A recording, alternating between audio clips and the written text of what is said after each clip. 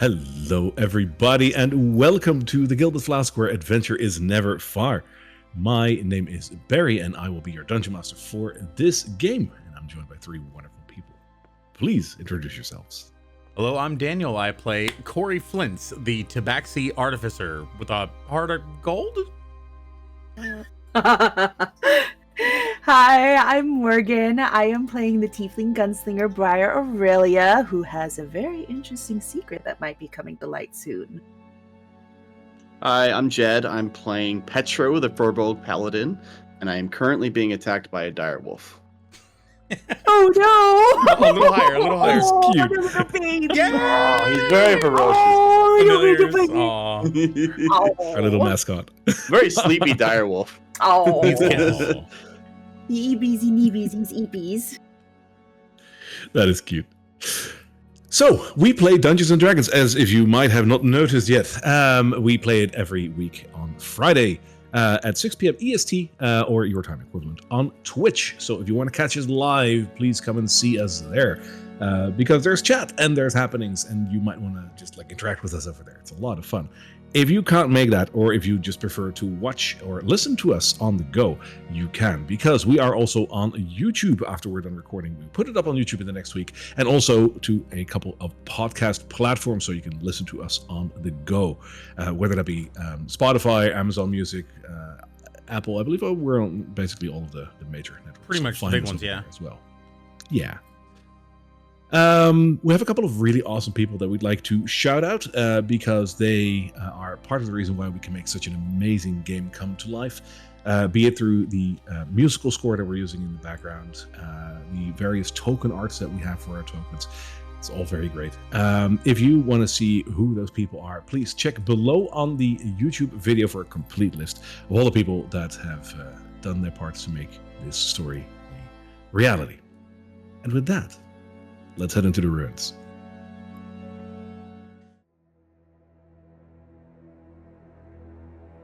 Drakkenheim. Once the glittering jewel of Westamar, beacon of civilization, academic study, and religious pursuit. But one fateful day, death fell from the heavens, razing the once vibrant city to rubble. Then, sickness, pandemonium, and monstrous mutations that overtook the few who survived. And yet, beneath the decay and calamity, the remains of Drakkenheim revealed a new secret. Whispers of this discovery crept across the lands. Delirium. Survivors, crusaders, and fortune seekers from near and far battled for dominance, ruthlessly vying for power over the ruined city. In the midst of chaos, three heroes stand ready to survive, to rebuild, and perhaps to profit.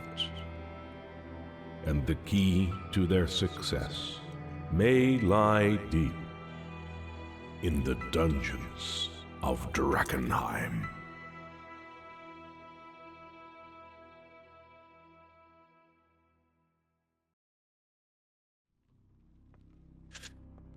Yes, indeed. The Dungeons of Drakkenheim. Here we are for another amazing episode. I'm really looking forward to this one. So, where did we end last time? Well, our group of adventurers, misfortunates, I'd almost say, ran into a bit of a pickle, but they made it out almost. Our group went to the Chapel of Saint Brenna to look for a magical artifact that is coveted by a couple of the groups that the team has talked to thus far. It is the scepter of Saint Vitruvio, a supposedly very important saint and equally very important relic. The team went into the catacombs and ran into a mummy over there of the mummy of Saint Brenna herself, who seemed to be a little off, possibly because she was a mummy, but she was not very friendly and tried to kill our party. And I dare say, by the skin of their teeth, they pulled through because it got really hairy. But you lived. You did well. You were hurt pretty much. I believe a couple of you were cursed as well. So that's something to consider. But you made it through. Yeah. But you did manage to get through. You found the scepter. And there was a little riddle to get the scepter from its place because it weighed very heavy unless you enlighten yourself. You found a very creative way to do so, thereby being able to take the scepter with you. And with that, you were trying to make your way out of the catacombs again.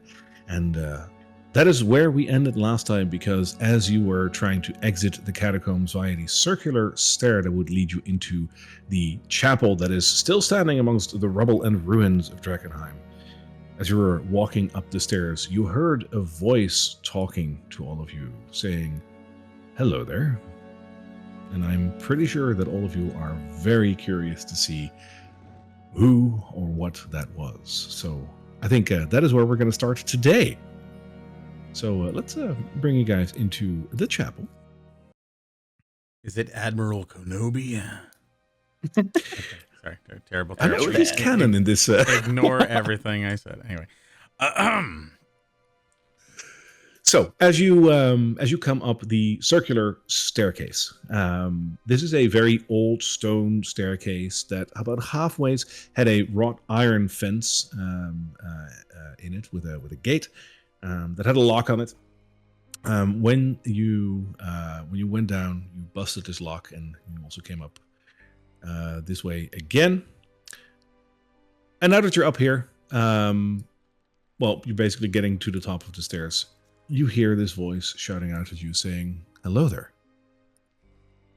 And as you look around, I don't know which follow you're in which order you're coming up the stairs. Who would be in front, the three of you? So first of all, I think Petro, I think you're holding the scepter. Is that correct, or who's? You were the one that ran out of the catacombs with it. Did you hand it to? Oh yeah, you did hand it to me, you. didn't you? Yeah. And it's wrapped up. Yeah, And then I wrapped it. You had to also like hold the light or something while you were holding it. Correct. For it to Yeah. work. So Petro has this long item that is wrapped in some cloth so that you can't see it and it's kind of protected, and is also holding an illuminated object thanks to what was the spell again? I don't remember. It's not a spell. It's one of my magical tinkering. I have a little. It's like a little flashlight. I basically gave you a flashlight. And I'm holding a flashlight. I think you also have Norman kind of floating around your head too, if I remember right. I'm a sight to behold. You mean my homunculus, Norbert? No, Or... my little orb, my little glow orb. Oh, right, Yeah. Norman the globe. Yeah. I think we tried to use that to pick up the scepter, and it did not work. I believe the riddle was that we had to illuminate ourselves, and so I need to be holding whatever it is that's illuminated. Gotcha. So I think all Norman is doing is just kind of giving you, because you don't have dark sight. So Norman's just giving you a little bit of sight ahead of you. I like that. I appreciate you, buddy. I haven't really acknowledged that yet, but little light, you're doing a lot of good work. Why don't you stick back for just a second? Let me hello, hey, how you doing? So I would imagine that means that you are in front, Corey. I would like to take point if possible. Sure, that makes sense. Then I'm just gonna rearrange you like this. So as you're coming up and you look around the corner, if you will, from the circular stone staircase, you see that the chapel that was pretty much abandoned the first time you saw it is now filled with people. And these are people that you don't immediately recognize. Like, you've seen people from the Silver Order. They kind of have like insignias and whatnot. Like, there's something to be recognized. These people, not so much. As you look at these people, the best way to describe them is that they look, well, basically as if they don't have anything on them. The clothes that they're wearing are very tattered, simple. There's not a splotch of color on them. they look poor and almost wretched, not in a sickly kind of way, but honestly in a poor kind of way. One amongst them is standing closer to you and makes a step forward as you come up. And she raises a hand to the three of you and she says, "Hello, what are you doing down there?" Hi there. How you doing? The foundations of this place will probably, like, we basically we're just checking, making sure it's a stable place to stay. We found out that there's this undercroft area, and if we're gonna stay up here, we don't want the whole thing caving in, right? So we just had to, give a little look-see at the foundations, make sure it's not gonna crumble, You just went down there to check the stability. Well, hey, I think we just did you a favor. I mean, look at all these people up here. When we got here, it was empty. I mean, we don't know how long this building's holding up. Now there's a bunch of people in here. Who knows what kind of accident could have happened? I'm gonna say that Petra takes a step forward at this point. So really, we could negotiate some kind of fee for our service. Oh, hi, Petro.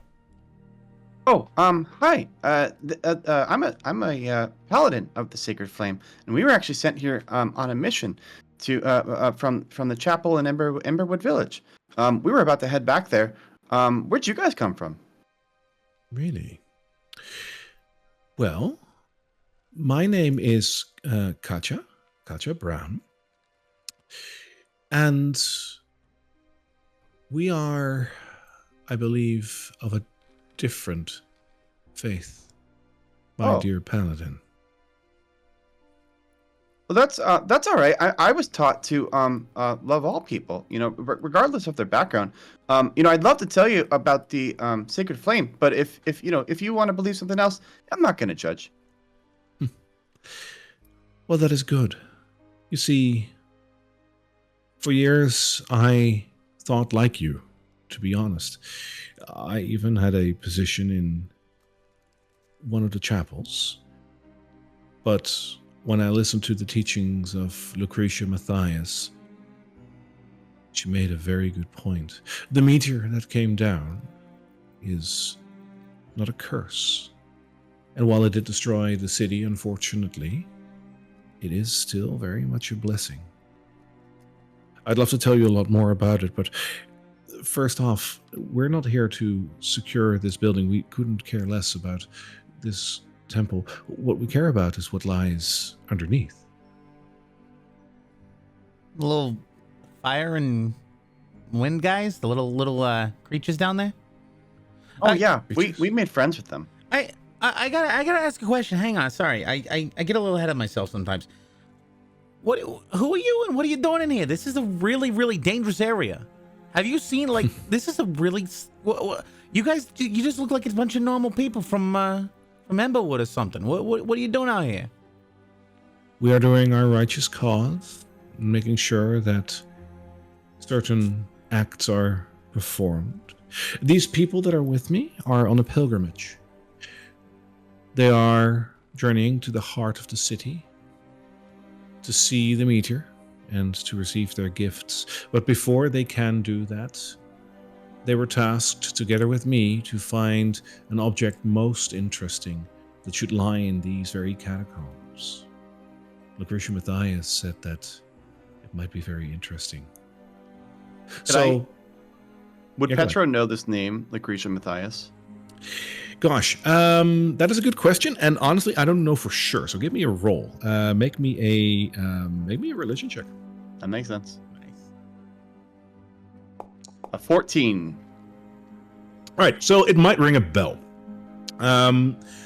Lucretia Matthias is one of those names within the religion of within your religion that it's like a dark page in history, if you will. A very short synopsis on her history, and I'll leave it to you how much Petro has remembered of that. Lucretia Matthias once was a very, very, very high-ranking member of your faith. And as you might know, as the meteor came crashing down, it was pretty much immediately denounced as like a wrongful act, a curse, a plague, like all of those terminology. And basically, the Silver Order are here to do something about the meteor, basically remove it or something. Lucretia Matthias thought differently, though. She had prophesied that a meteor would come at some point, and it would bear a great gift for mankind.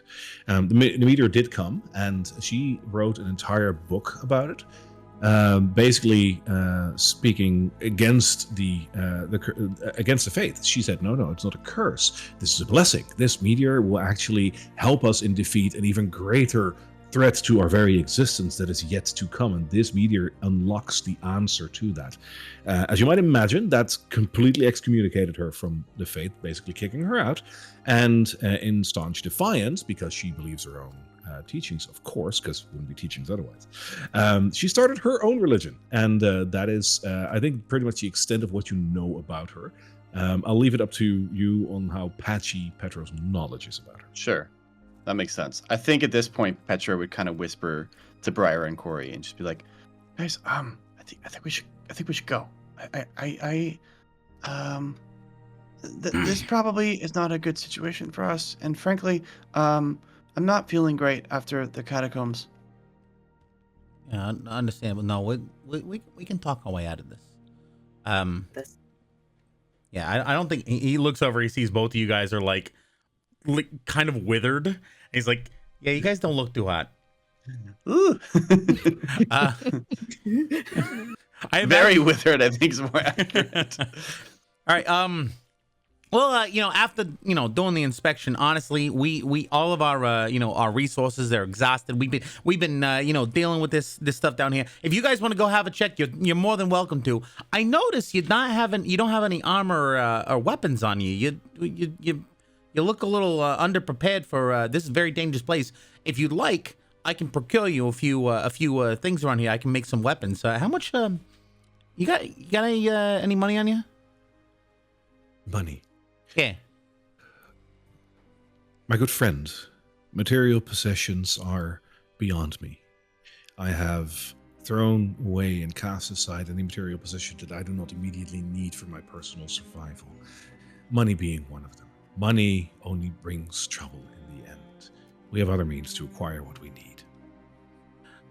You are absolutely right. Money is the root of all evil. If any of you guys have any on you, you probably want to get rid of it now. Go ahead and, I can take it away from you. Don't worry about it. I'll get rid of it for you. Amongst a crowd of gathered followers behind Katcha, you see them looking at one another like, the hell is he talking about? And Katcha notices this as well, of course, and she basically hushes the murmur behind her and says, I wouldn't have taken you for such a philanthropist, but rest assured that has already been taken care of. As for our personal protection, I am sure that you understand that we know how to handle ourselves. Fair enough. Far be it from me to question your purpose or fate or whatever. You know what? It's been a pleasure meeting you. Love meeting kind folks around here. I think we need to go. Yeah, we got a place to be. We got to go. You guys definitely check downstairs. Like I said, we checked the foundations. Look pretty solid.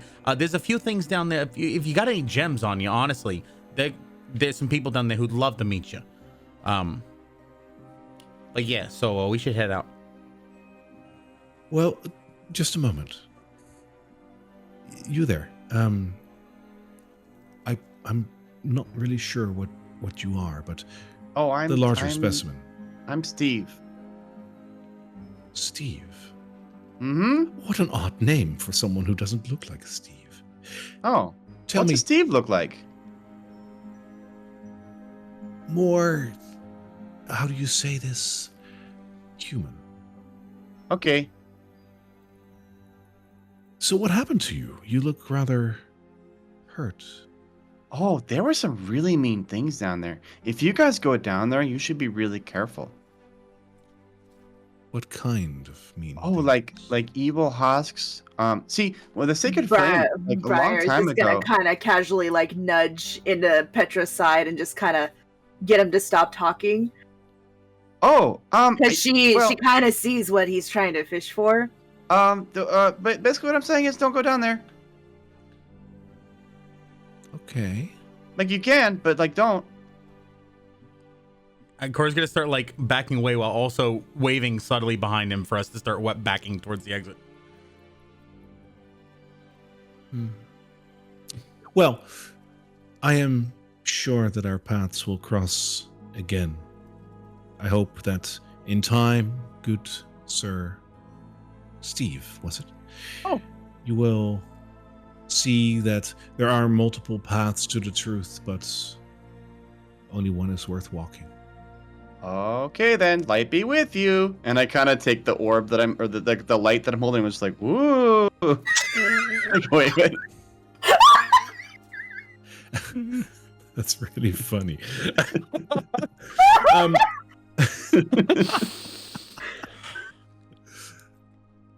I will say, as you say, light be with you.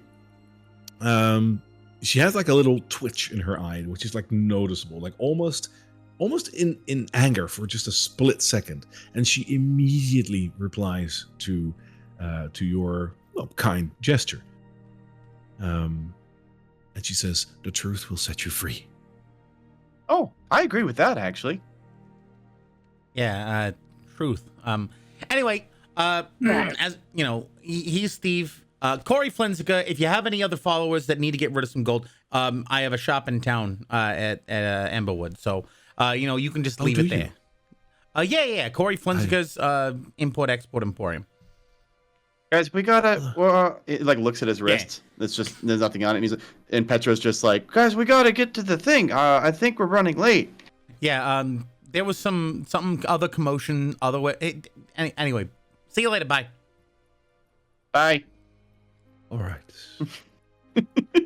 As you basically rush out, kind of, they will not follow suit and instead remain in the chapel for all you know. Oh, that's good. Ooh. Alrighty. Legit worried there for a second.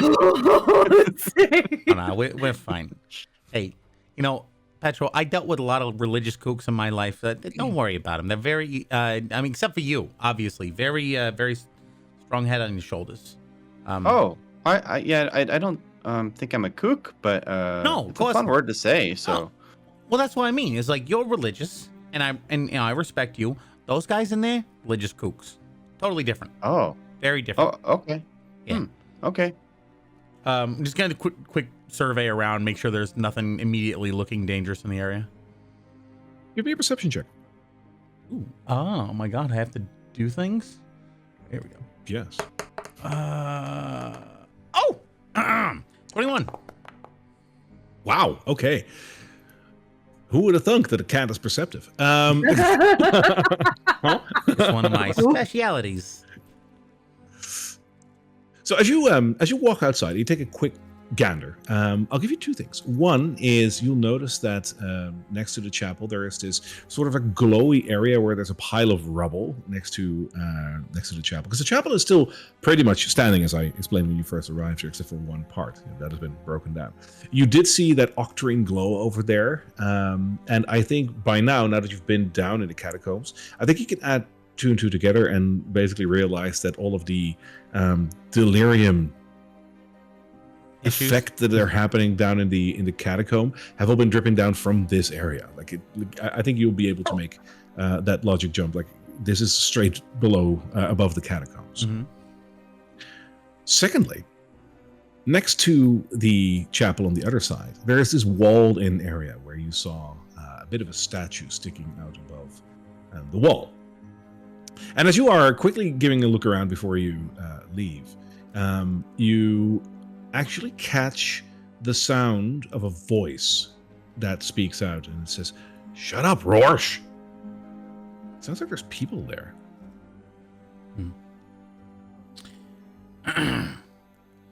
Well, seems that even though we're, out of the chapel, seems we're still not alone. We may want to try to nip back home. Okay, first of all, what's going on with you guys? You guys look terrible. What's happened? Was it that thing down in the basement? Yeah. Like, have you tried healing? You were your paladin. You do the thing, right, with the light and all that crap. Oh, so Brider was really hurt, and I tried to help, but it didn't work. And so I think maybe we need to go back to the chapel because whatever's happening, I can't fix it. Briar, how are you feeling? She's kind of trying her best to kind of keep herself from showing that she's in pain, but she's in a lot of pain right now, especially given with the curse right now. She's just gonna kind of grumble out, just I'm fine. All right, so I think she's lying. I can see that. So maybe you just short circuited or something. Maybe being in there didn't quite work. Your healing stuff, your connection to what is it, the flame? And more. Have you tried your health potion? I don't know why that came out like British. Have you tried a health potion? Like we got a couple of those, right? Brian, you want to try one? I'll give her mine. It won't work. Do we know that?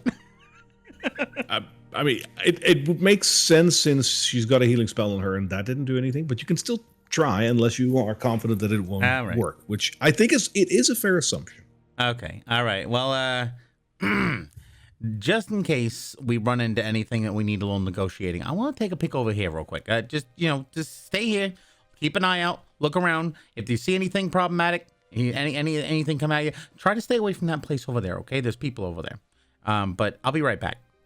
And no, but could you fly up and just give me a little overwatch? Check out the area. Just make sure that nothing sneaks up on me. Okay, I'm just gonna send my homunculus up to like alert me via touching my head or something if it sees something. Allow me to put Norbert down. There we go. The second you basically make Norbert appear, something happens over at the walled-in garden over there. Ah, crap. You see someone basically flying out, as in like they get punched in the face and like fly back 5 feet. Ooh. Apparently there's a bit of a kerfuffle going on there. Okay, basically what I wanted to do was I wanted to look over. Does it look like there's possibly delirium pieces that I could pick up and use as negotiating chips later over here in the glowy area? There is a glowy area over there, so it is possible. But you know me, I don't do rolls that absolutely don't do anything, even if you roll good or bad. So skipping those rolls, there's no chips there. Okay, so if there looks like there could be something there, basically, he'll explain this to you guys real quick because I don't want to go into it. It's going to take a long time. Money, delirium, all these things, they can be used for all kinds of things, including getting our way out of danger. So we may, just in case there's something going on over there, we may want to have a couple of bargaining chips on our own, huh? So yeah, and we also owe those things in the catacombs some gems as well. So if we found some delirium, maybe we could give it to them. I think we gave him some delirium. Sure. We'll save the next batch for them, okay? And he's just gonna run over and just sift, like, assuming nothing jumps out at him, he's gonna sift through whatever's there. Sure. How long are you going to spend doing that? Probably 5 minutes. If there's no like evidence of actual pieces, he's gonna be like, okay, it's just it's just the general haze.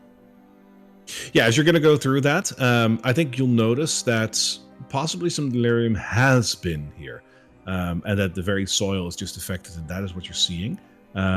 Whatever delirium might have been here must have been picked up relatively recently, but it is no longer here. All right. Oh. I think as he walks away, I think Petra would take interest in what's going on in the garden. A guy just got punched over there or something? Yeah, he's lying out cold, like right outside the garden. Oh. Damn. Briar, that guy looks a little hurt. Maybe we should go help him. We gotta be quick, though. Okay. Corey, you coming? Hey, where'd everybody go? Oh, there's a guy over here. He looks like he got hurt. If he has any gold on Petra, him... remind me, how tall are you? Close to 10 feet tall. Yeah, so you can see over this wall. Love it. Because this wall is like 6-7 feet somewhere, and I was like, haha, you can't look over it. And then I realized, oh wait, you're a furball. You can. Joke's on you. So I'm going to give you the inside of the wall, because it is kind of like a section of garden, if you will, with a large stone statue in the middle. But beyond the stone statue, there's a whole bunch of people here. You're noticing that these people are rummaging around this little garden area, almost as if they're looking for something. But 3 of them are looking intently at the statue itself. Now, the statue itself is gorgeous. For a statue that has been weathered by the weather, it's been outside for quite a while, so that has taken its toll on the statue itself. It kind of looks like some religious person. Oh, we already know, actually. You already told us. Oh, did I? Yeah, you told us it was St. Petruvio, I believe, in the last session. No, so that was the one below in the catacombs. Oh, okay. Yeah. So this is definitely another saint. It is the same kind of make, though, so it is indeed a very pretty statue as well. Just more weathered than the one that is downstairs. You're noticing that this statue is in a different position too. Instead of holding both their hands up to hold the scepter of Saint Vitruvia, as you found in the catacombs, this one is standing more as if it's trying to hold a spear. And in fact, it is holding something. It looks like a long quarterstaff. It looks like it's made of metal. And the 3 people out of this entire group that are intently looking at it seem to be inspecting this quarterstaff that it's holding. Have they noticed this yet? Yeah. The one that's out cold should have seen you, but he's out cold. The other ones are just looking around, and they have not noticed you yet. Guys, maybe we should come back another time. I agree. From the clothing of the one who's not cold, and anyone else I can see, can I ascertain any details about the do they look like any group that we've seen before? They don't have any insignias on them or whatever, but you do notice all of them are wearing simple leathers, hooded cowls. This kind of style looks like this is a band of people or a group of people. Question is, of course, who they are, but I think you might be able to make an estimated guess to who they might belong to. I'm gonna call gesture to Norbit to get back in my cloak and we could try to let's get out of here to Petro and Briar, and we're gonna leave. Right. So as you turn around and leave, Petro, I need you to make me a stealth check, because the 10 feet tall thing does work 2 ways. Oh no. Oh boy. With disadvantage, because I have all sorts of plate stuff. Love it. Yes, sir.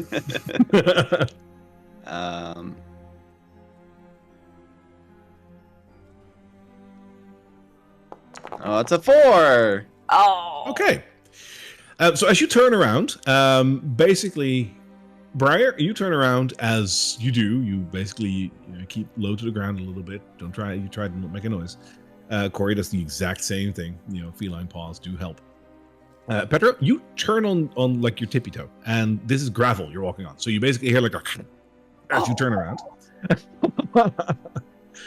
As you do that, one of the bandits looks up and sees you. Uh-oh. Oh, boy. Hey. Oh, hi. Hey, there's someone there. Hey. Oh, hey. Hi. Hi, guys. And I'm backing away as I'm saying this. One of them, who is very close to the statue, walks out of the little yard and looks at the 3 of you. Hi. What are you doing here? Oh, I was walking. That's it. I felt everyone was waiting as well. Okay. Yeah, how you doing? We're just inspecting the neighborhood. What's going on with you guys? Got a little trouble in there? Looks like Well, yeah. We're looking for something, and We can't find it. Oh, is it a frog? Huh? No. Are you looking for a frog? No, we're looking for something else. And as he's saying this to you, one of the guys in the garden like comes up to him and whispers something in his ear. And as that happens, the bigger guy with the leather with studs on it, who was just addressing you, looks at the three of you again. He says, "Oh, seems like Sam over here recognizes you, big man." Oh, really? Yeah, you were from Emberwood Village, aren't you? I am. Wow, it's so great to meet you. What's your name again? Oh, I'm Rorsch. Oh, I don't think I've heard of you. Well, I'm Rorsch. These are the flying daggers. That's a cool name. Yeah. So, you spoke to Mel, didn't you? Oh, Mel. Yeah, no, we talked to that guy. He was all right. I thought I recognized the disreputable look about you guys. Are you guys with Mel? Maybe. Yeah, we're with Mel too.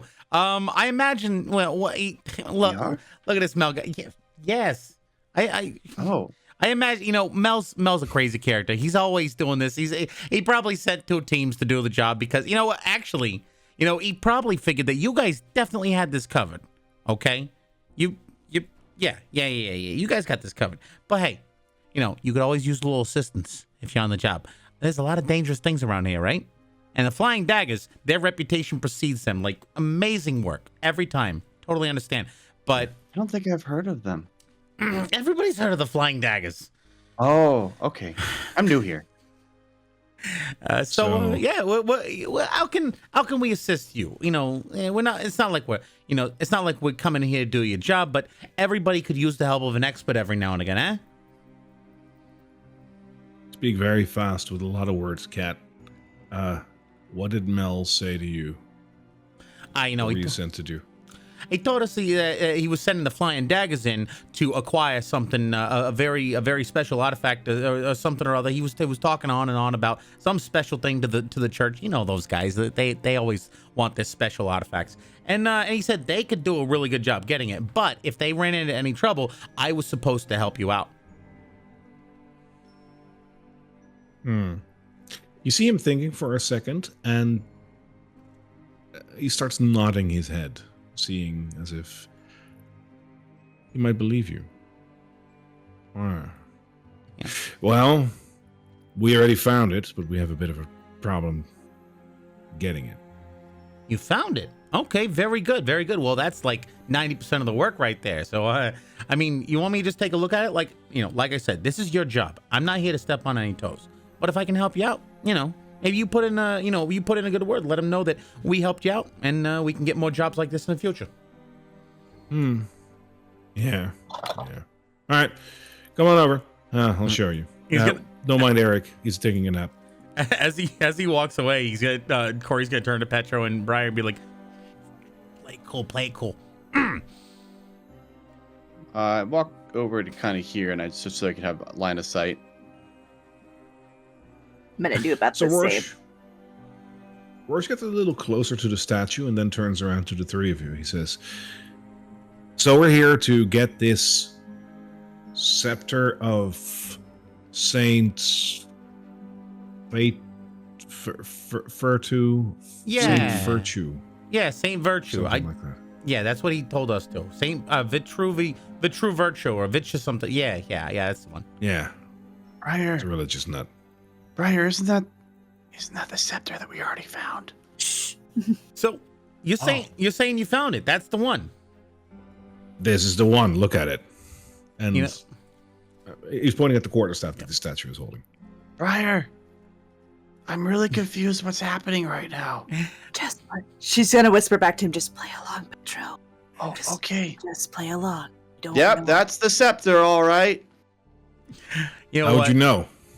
Oh, it's just look at it. It's a scepter, and that's a saint.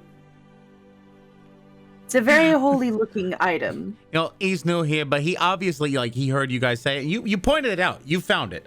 You know, definitely. You guys came in here, and as everybody says, you got the job done. You found it.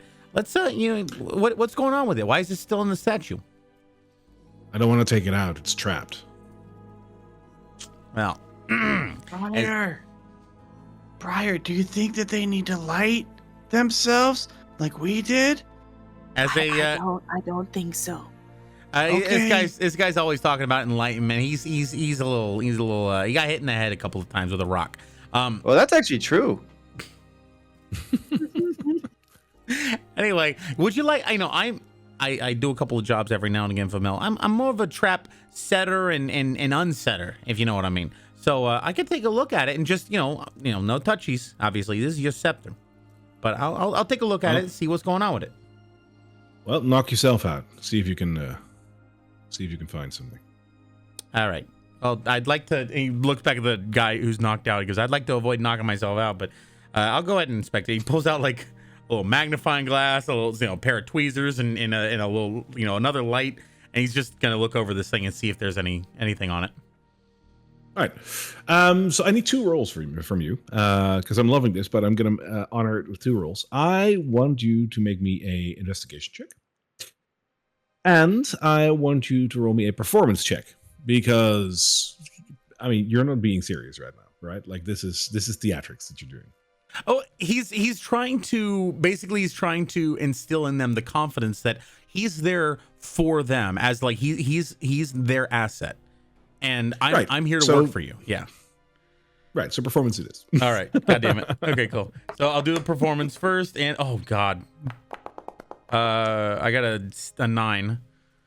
Okay. And then investigation. What about your investigation? Yeah, let's do that one. That one's my strong suit. It is my strong suit. I got dirty 20. Hey. Nice. Okay.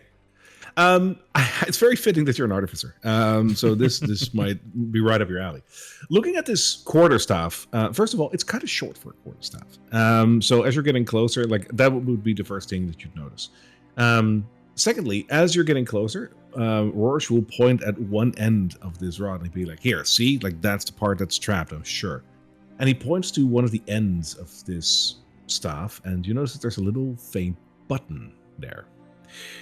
And I think you being an artificer and loving all things mechanic, I think you immediately recognize what this is. At the very least, I think you've heard of this. This is a rod, and a very peculiar one at that. This is one of those rods that if you put it somewhere and you click that button, it'll stay in place perfectly like that, whether it be hovering in the air or in the ground or anything in between. Which we had that earlier. Yeah, I just now realized it. Oh. This is an immovable rod, and what's interesting about this one is immovable rods are usually made of an undisclosed just type of metal, usually. This one, you can clearly see, is made of stunning sterling silver. It's beautiful. Save for the button, this thing is pure silver. You can understand that this might be mistaken for some sort of scepter or staff. It's kind of small for it, but it could be. It would be a very unadorned scepter, but it could pass for one, yes. So you know what it is.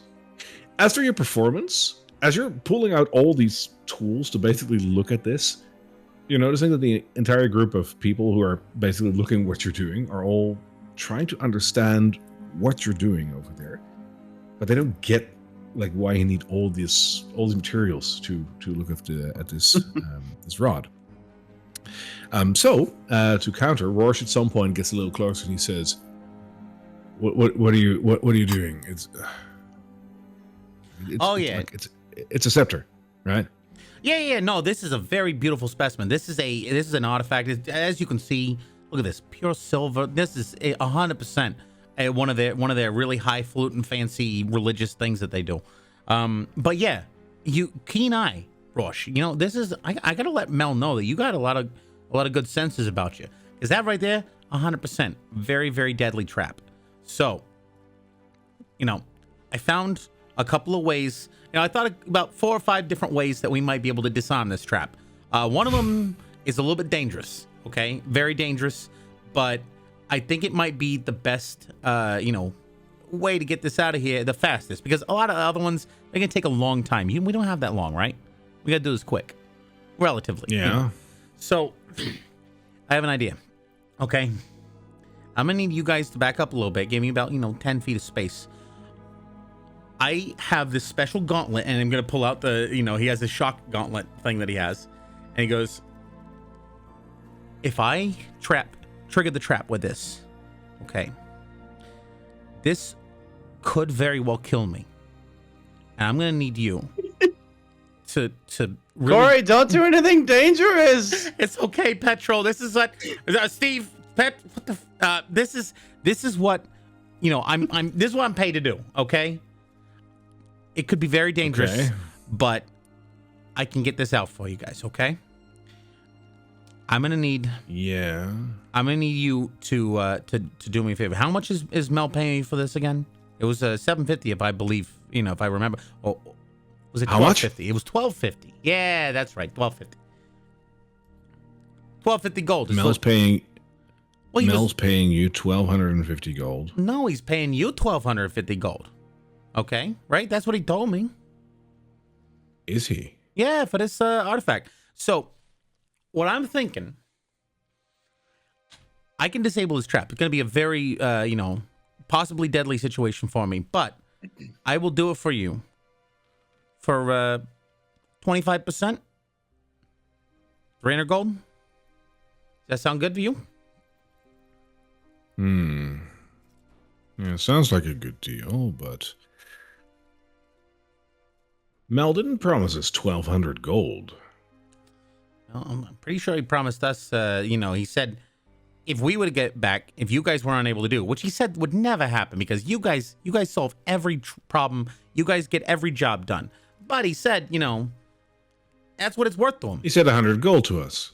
100 gold? Oh, Mel's fleecing you. Okay, listen. 100 gold. That's just crazy. All right. We could even do, we could do something where, how about this?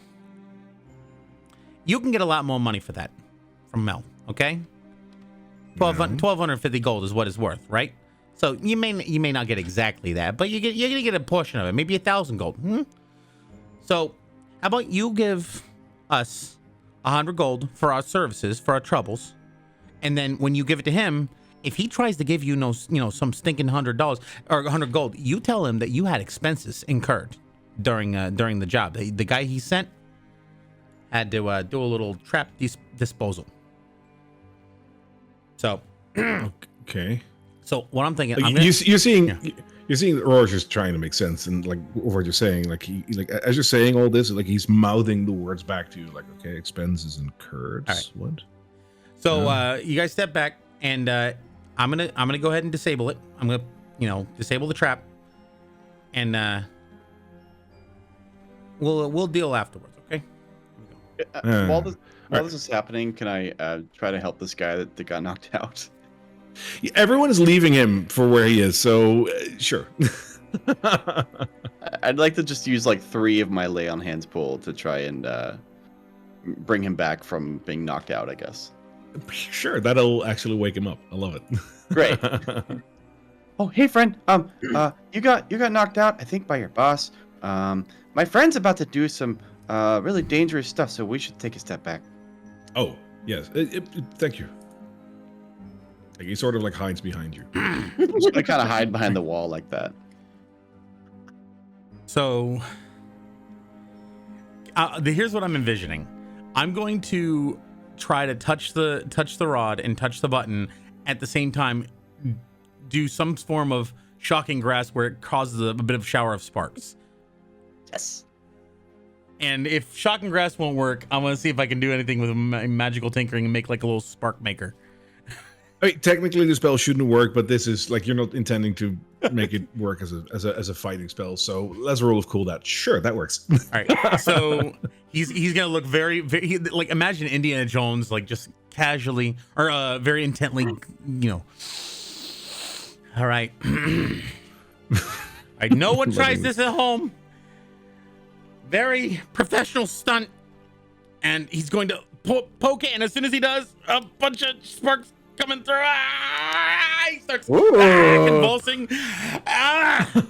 And then he hits down and pants, and I imagine once he presses it, the staff falls or something from where it was. Sure. Yeah. All right. So it falls, and he falls on the ground, and he's like convulses a little bit. And he falls on the ground. Petra runs over. Are you okay? Yeah. And he jumps up. He goes, "Woo! That was a good one." I love that. Like three of the band is like hit the decks. And like when you do this.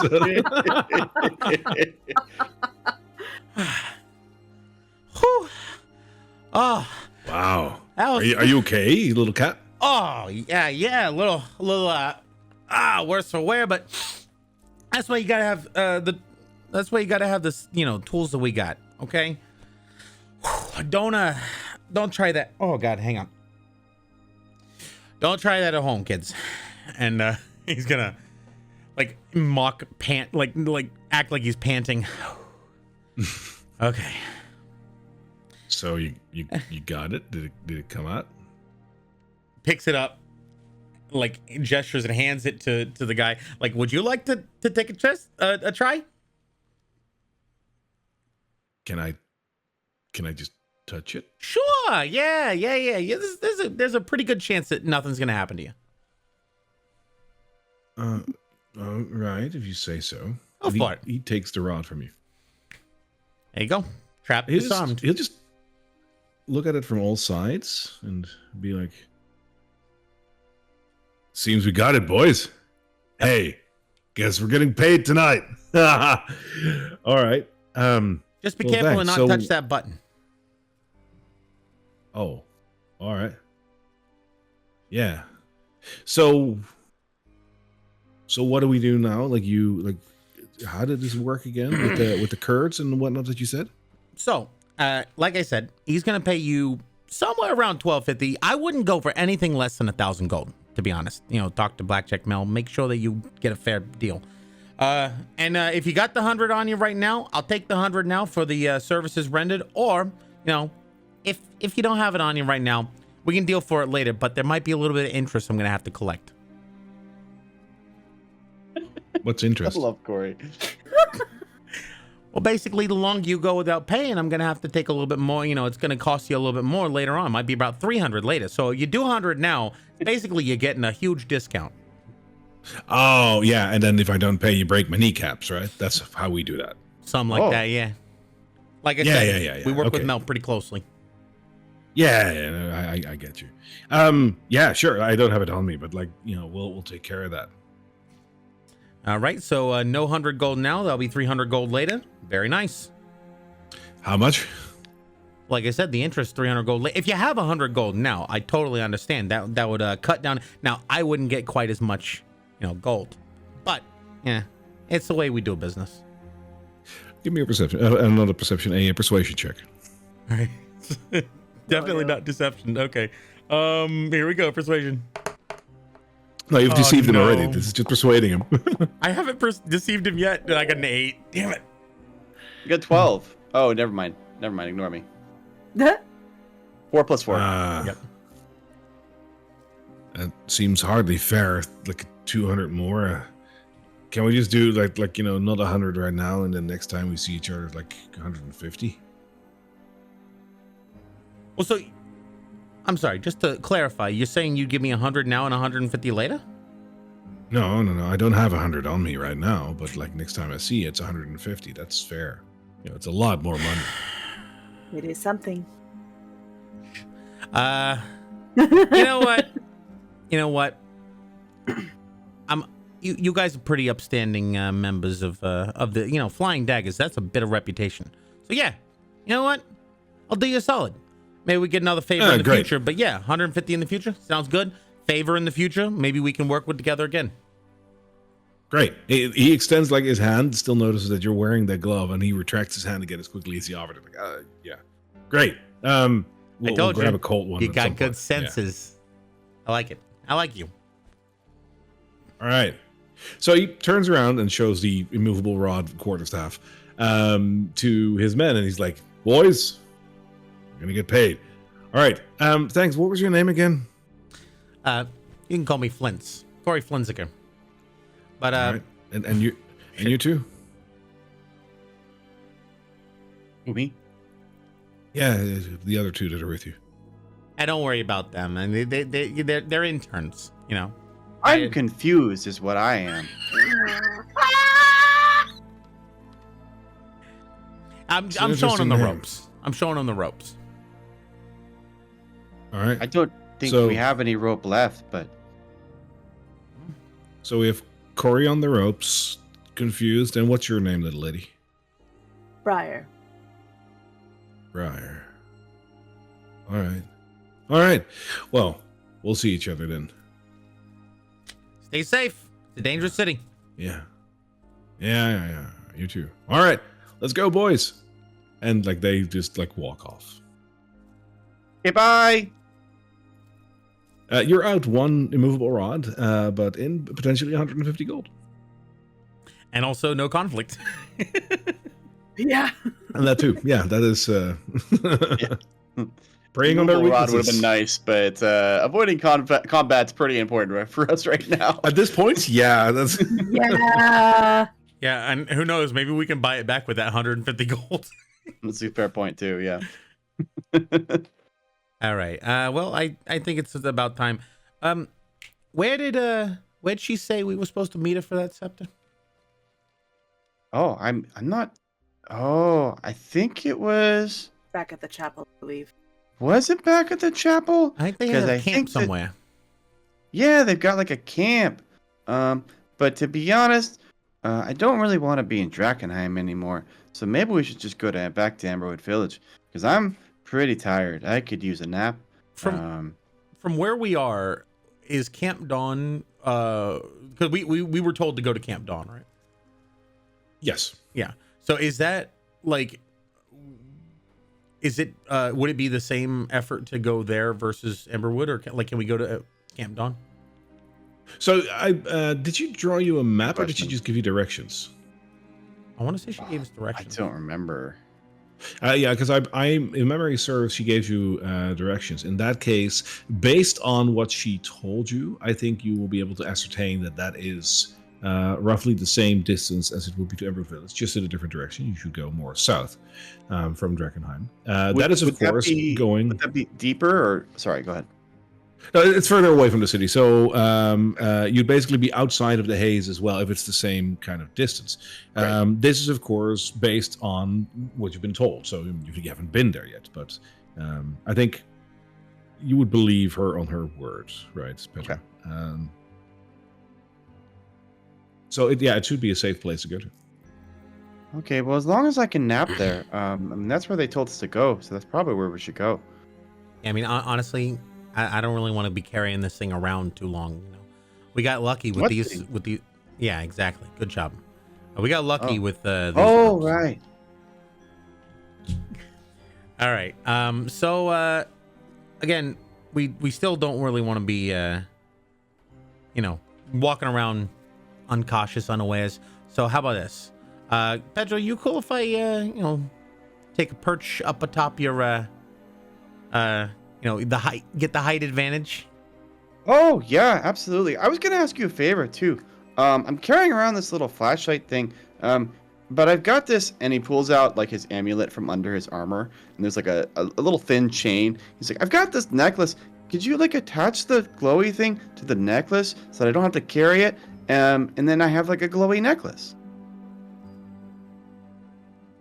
I can give it a shot. And he has a little attachment that goes onto his glove that between two sparking fingers is a little, basically it puts out this little adhesive, and I'm gonna see, can I cast mending? I know it's outside of the purview of the spell, but can I cast mending to like or use my tools to essentially affix the little ball bearing that's a light to his pendant? Just a second. Are you trying to use DD words to describe a glue gun?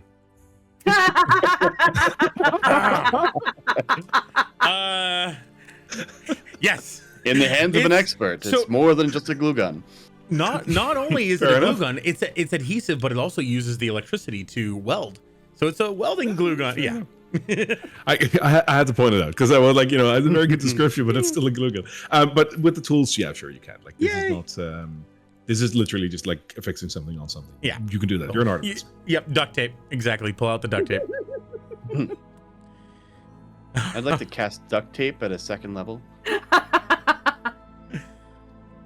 That's 2 rolls. I think you can incapacitate someone with that. Yeah. 2 rolls of duct tape. Yeah. All right. So, is there anything else that you guys want to do here? Basically, I want to ride Petro's shoulders. I keep wanting to say Pedro. Petro's shoulders. And use that to keep a lookout as we walk cautiously towards Camp Dawn. I love that. So I you're like quickly had a 11 look feet in at. the air. It's pretty high up. I had a quick look at your guys' passive perception, and I will say that you don't notice anything as you walk off.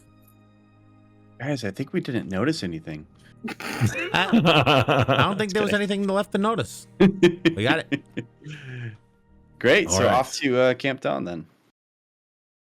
So, as a quick reminder, from the map's perspective, you are currently at number 20, which is over yonder. Ooh, that's cool. Ooh. That's cool, right? I can now pull you guys there. It's a new little nifty thing I have on my server. So that is where you're starting. If you want to go to Camp Dawn, you will have to follow this road, basically off the map. So it is a little bit towards the south and then following this road. If, again, the directions are correct, it should be about the same distance from Drakkenheim as Emberwood Village is, as you would, you know, logically, I think, realize that you can't rest within the haze, as you've been told and you know. So if there is a camp, it should probably be outside the haze if anyone wants to rest over there.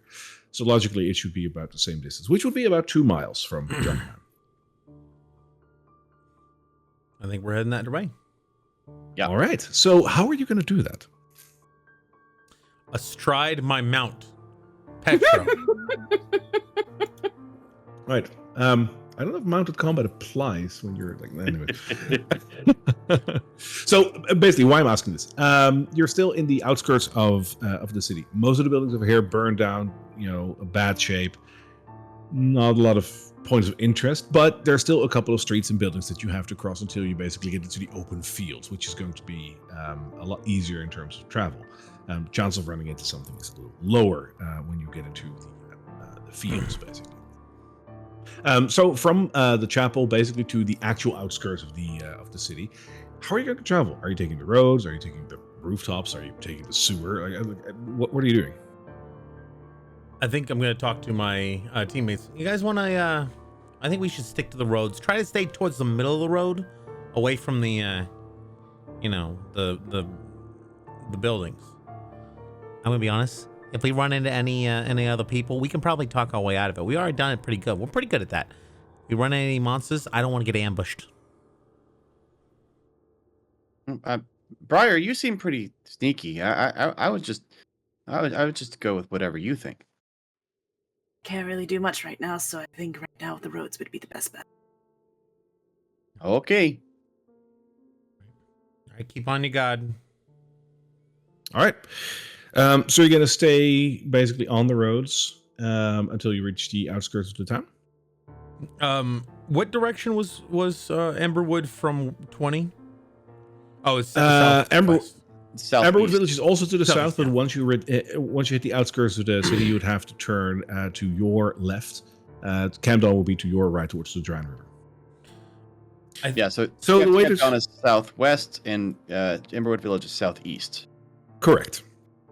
I think So, traveling via the roads towards the outskirts of the town, I would like all three of you to roll me a survival check. Yeah. Oh no.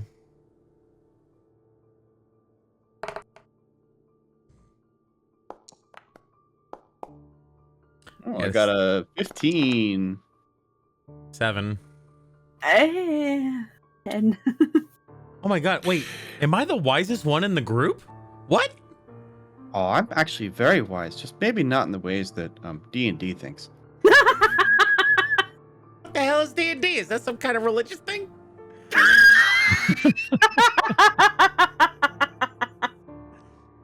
All right, so if my math is mathing, you have about a 10 to an 11 average on the 3 rolls.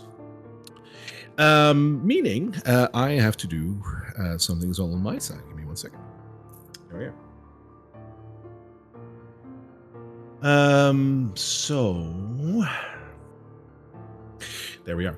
If you're walking towards the south and you're keeping on the road, as you cross more and more houses, as again, like this area of the city is just badly burned. Most of these houses were wood to begin with, so they're burned to a crisp. Interestingly enough, it is not just burned, these houses. You see dotted around the neighborhoods different effects to certain houses. There doesn't seem to be a pattern to it. It's just that you can tell that this wasn't a wildfire or anything. There's something that just happened here. Obviously, it was the meteor, but you can see there was more than just fire that happened to this neighborhood. You run into 2 very interesting buildings. At some point, you see a building that on the northern side looks completely made of glass, like actual glass. But when you walk past this building, about halfway, you notice that it turns to like its normal building. It's almost as if it's been blasted by a spell that turns the building into glass. 1 row further, 1 street further, you notice that there's a building that has been blown to bits. But the bits are still floating in place, just in midair, as if they don't want to fall down. It's like the building itself just decided to expand 1 foot into every direction and just stay there. It's a very weird look, as you see all of these bricks and all of the morsel that was in between just floating, bobbing gently up and down in the air. Briar, Okay. as you're walking here and you see this building, you catch something in the corner of your eye. There's a slight pile of rubble on the ground. And from this pile of rubble, there is a hand extending. Part of an arm, a wrist, and a hand are extending from this pile of rubble. And in this hand, there's a small pouch. I'm gonna go ahead and reach out for that pouch. Okay, as in pick it up? Yeah. All right, so you pick up a severed hand with a pouch in it. The hand looks fresh, not like, like the last hour, but the hand doesn't look deteriorated at all, as if it's been cut today. The pouch itself, as you pick it up, makes a distinctive wrinkling sound, as if there might be something of metal inside. Okay, I'm gonna go ahead and open up the pouch. I want to see what's inside. Sense. And there is gold in there. Oh! This seems to be someone's coin pouch. And there is a total of... seconds.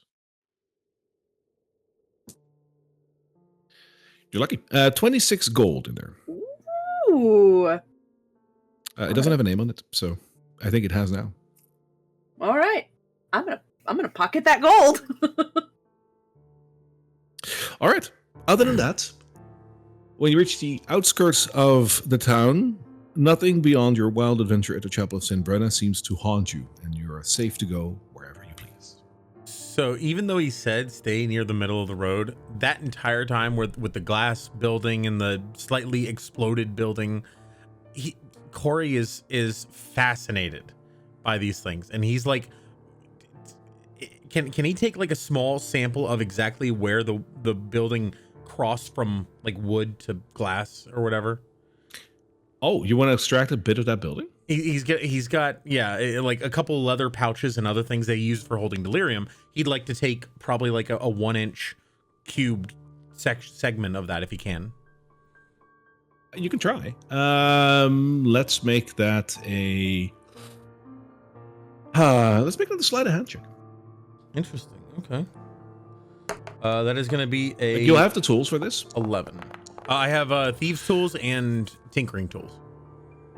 Yeah, that'll be fine. The tinkering tools would suffice here. Yeah, with an 11, you'll be able to get a bit of this building with you. Yeah, it's you basically get a small portion. Like I imagine it's not a perfect cube. Yeah, it's gonna be like you get a small 2 to 3 portion centimeters. where it's just like glass to mortar. Yep, and then he's also like poking and prodding the exploded one, but I don't think he wants to actually take any of that with him. Yeah, if you push one of the bricks that is floating in the air, like it'll just get pushed out of the way, and the second you release it, it just floats back to where it was and starts bobbing there again. Oh, this is so cool. He's also gonna like. Can I know maps are something special in D&D. Can he basically start getting a rough estimate of like, okay, the chapel was here, we're going this way, this is where the really cool crap is, and he's gonna have like rough estimates of where cool things are in the city. If you want to keep track of that, I'm sure. Yeah. All right. So that's between 20 and the edge of the city. Got it. I'll try to keep track of that. All right. So you're at the edge of the city right now. The open field in front of you looks barren and dead, but at least there's nothing walking the field at the moment. Where do you want to go? I'm sorry. We're at a field now? Yeah, so you basically made it all the way from 20 to the outskirts of the town. So that is over here, which is basically just a large field. Okay. And beyond that is a forest. So you can basically choose: do you want to go to Emberwood Village, or do you want to go to the Silver Order outpost? Oh, we're going to Camp Dawn, I think. All right, just wanted to make sure. Yeah. Let me grab that.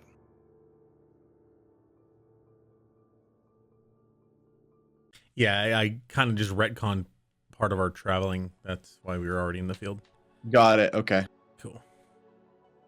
All right. So you will come in on the right side of the map here. As you travel for about 2 miles, which takes a little while, you will walk through basically just destroyed farmlands and whatnot. Even the farmhouses themselves are mostly just gone or very, very rickety. Not that they've been destroyed by the meteor. That would be too far away. But they've just been abandoned and neglected, probably used by some bandits as like a quick hideout or whatever, and destroyed, set fire to, etc. Basically, all you're walking past is just row upon row and mile upon mile of empty farmland and dead grass. It's not a pretty sight. After about 1.5 to 2 miles, you notice that in the distance there is a large structure made of a palisade wall in a roughly rectangular shape.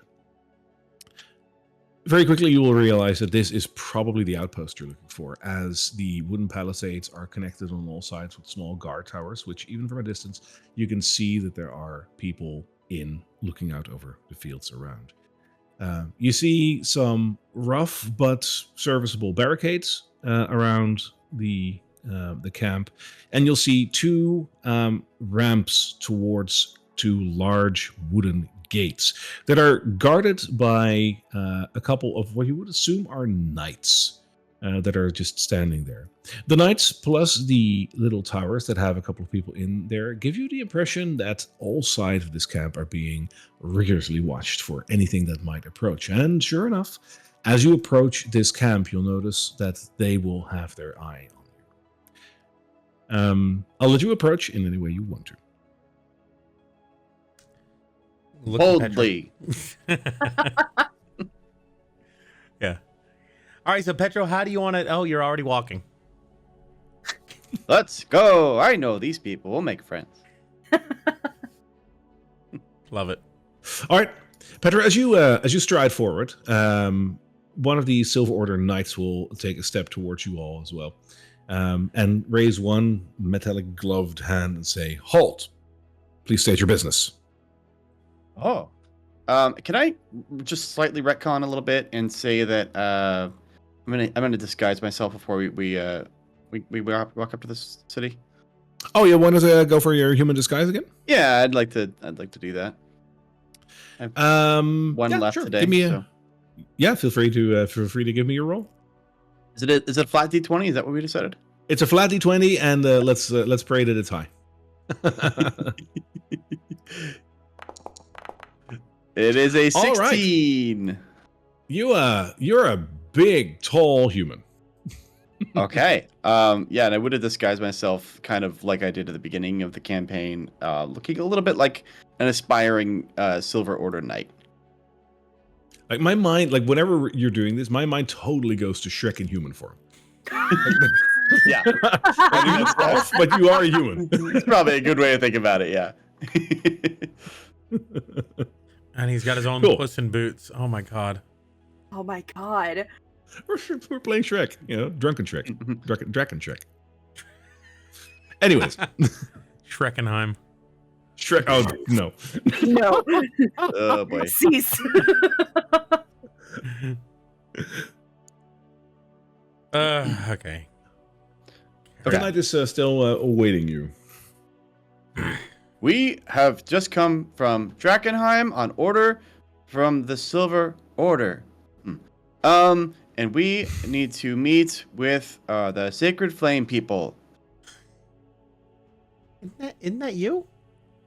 Oh, which I am also one of. You're part of the order. Yes. Are you? Where's your insignia? What? Your insignia? Oh. What's your rank? Aspiring. My I have my tabard is I'm using it for like a it's like scrambling to find words. Like when you said like basically a aspiring, you will see that the knight immediately like rolls his eyes a bit, like God, here's another one. But he does believe you with what you said. All right, what about those two? Hey, tell him Oh, about they're the my Flame friends. Keeper. Tell him about the Flame Keeper. Well, these are my friends. They helped me adventure in Drakkenheim and go on the mission from the Sacred Flame. And yeah, we need to find the Flame Keeper. Tell him about Ophelia Reed. We need to find Ophelia Reed. Wait, no, Ophelia sent us on the mission. Yeah. Yes. We're returning the thing to her. It's just that like people have such like they put so much emphasis on people's names, and furbolgs don't really use names. And so it's just hard for me to keep track of it all, okay? It's okay. It's okay. You're It's doing nice. good, Petra. Ophelia Reed. Right. Well, if it's by Ophelia Reed's decree, you are welcome to join us in Camp Dawn. I will unfortunately have to ask you all to sheath your weapons.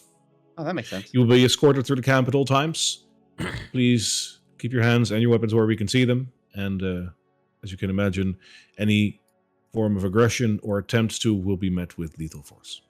Oh, that's a great policy. By the way, what's your name? I hate this. I should have prepared a name. My name is Theodore. Oh, can I call you Theo? It's nice to meet you. I'm gonna call Sure. you Ted. What's your name, aspirant? You know what? I'm Petro. Aspirant Petro. Yep. It doesn't have the best ring to it, but that would be technically accurate. All right. You are hereby granted access to Camp Dawn under the rules that I've just set forth. Men, as he says behind him, the gates open, and a couple of Silver Order guardsmen who definitely look a little less well-dressed as he is. Like, he's in full plate armor with, like, golden adornishing and embellishings on them. The guardsmen that are coming out right now still look armed to the teeth. Like, these men are not to be trifled with. But instead of full plate armor, they're wearing chainmail. They have like a normal guardsman's helm rather than a full plate helm. They still mean business though. Like they definitely look like they shouldn't be messed with. I walk They're up to definitely one not of them. nuts. I walk up to one of them and hand him my maul. Just like, here you go. You just said sheath it. Hang on. Oh no. He goes for the floor. Like that thing is heavy. Also, isn't Isn't your Oh, I'm maul so part of sorry. your disguise? Yeah. It would look like I described at the beginning of the campaign, which is like Like a big hammer. like a big metal, silver hammer. So what happens if you hand it to somebody?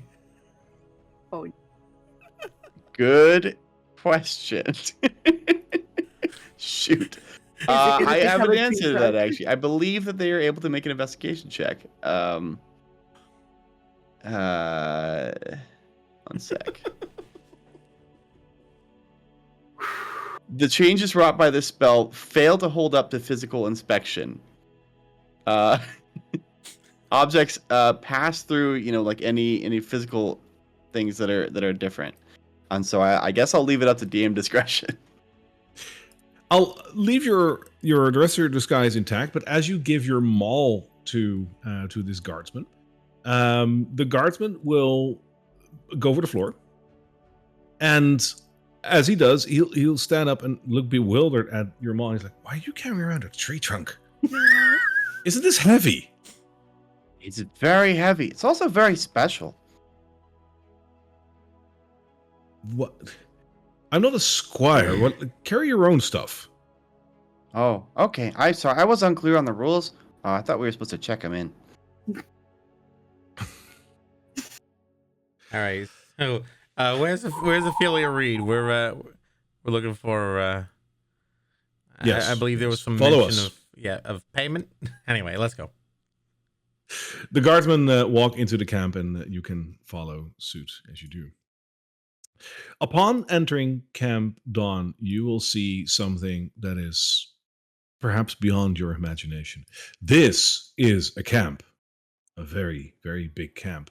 The outside of it doesn't really show how many people are in here. Mm. First off, you see in every direction rows upon rows of tents. You'd estimate that there's hundreds of them here. Beyond the smaller tents, which you would imagine is for the common soldiers, there are a couple of larger ones which should be for the officers, for the knights, etc. And there's a large war tent that is in the midst of the larger tents. You would estimate that probably the commander or something would reside there.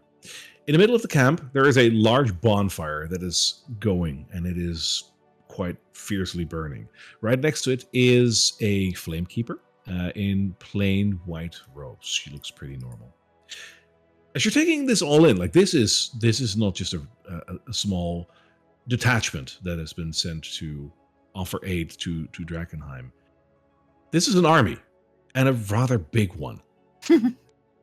And a very well armed one. And as you take this all in, you see all these tents, you see the bonfire in front of you. All of a sudden, you hear a loud shriek coming from the corner of the camp towards your left. And as you look over there, just above the tents, you see a couple of very large wings flapping about. I don't know if you know these creatures, but you see griffins over there. Petro, you have been trained by these people. You know what griffins are. Within the ranks of the Silver Order, most soldiers just walk on foot. If you are elected and knighted within the Silver Order, you will get a small detachment for yourself. You get a horse to get around more easily. But the very best of the best, the select few that really prove themselves on the field of battle and show capability above and beyond that of a normal knight, they get granted a very special privilege within the Silver Order, because they can become the Sky Riders, the Griffin Riders of the Silver Order. I have just found my calling. Oh no. Petra's just like, I'm on a bird, guys. Anyone can ride a griffin. I've ridden a furbolg. Oh. What's a furbolg? The Lance tried it. Wink.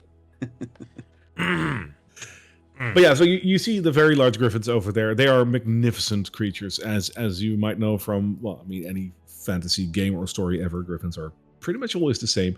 They're basically half lion, half eagle, or half I believe it's an eagle.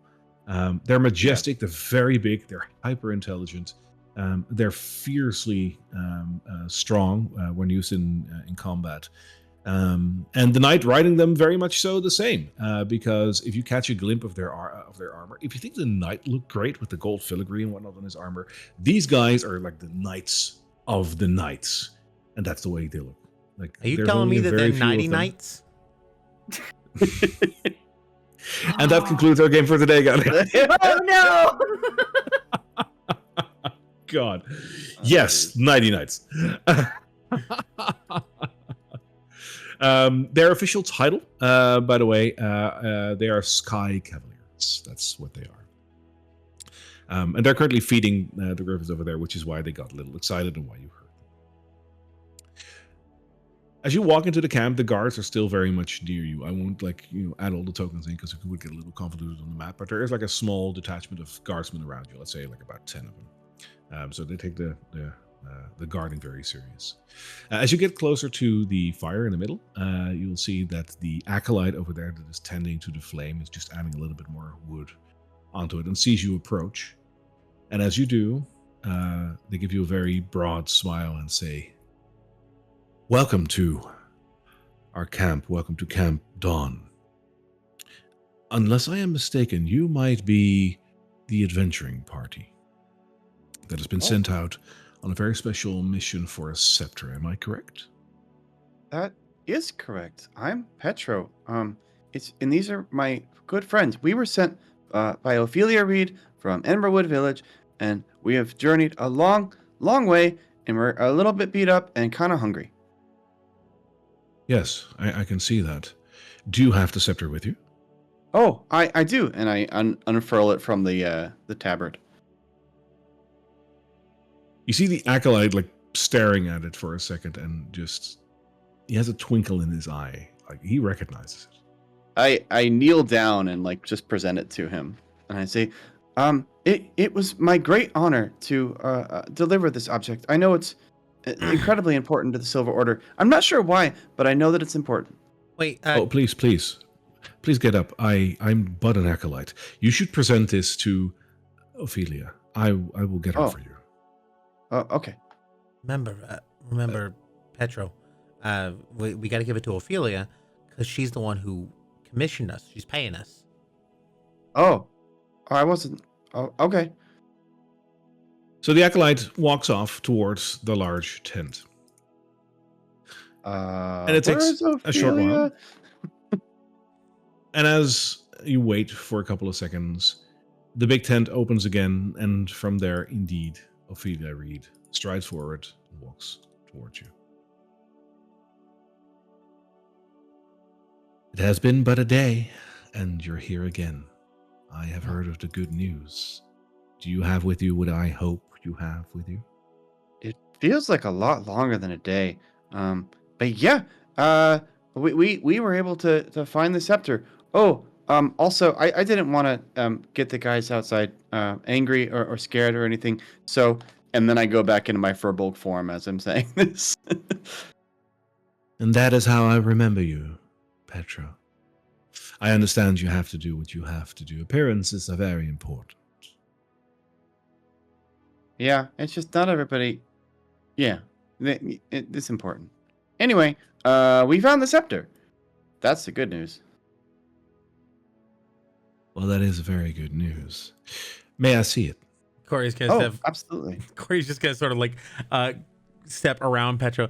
Hey, yeah, it was a very dangerous trip. Lots of people there. All of them were there looking for the scepter as well.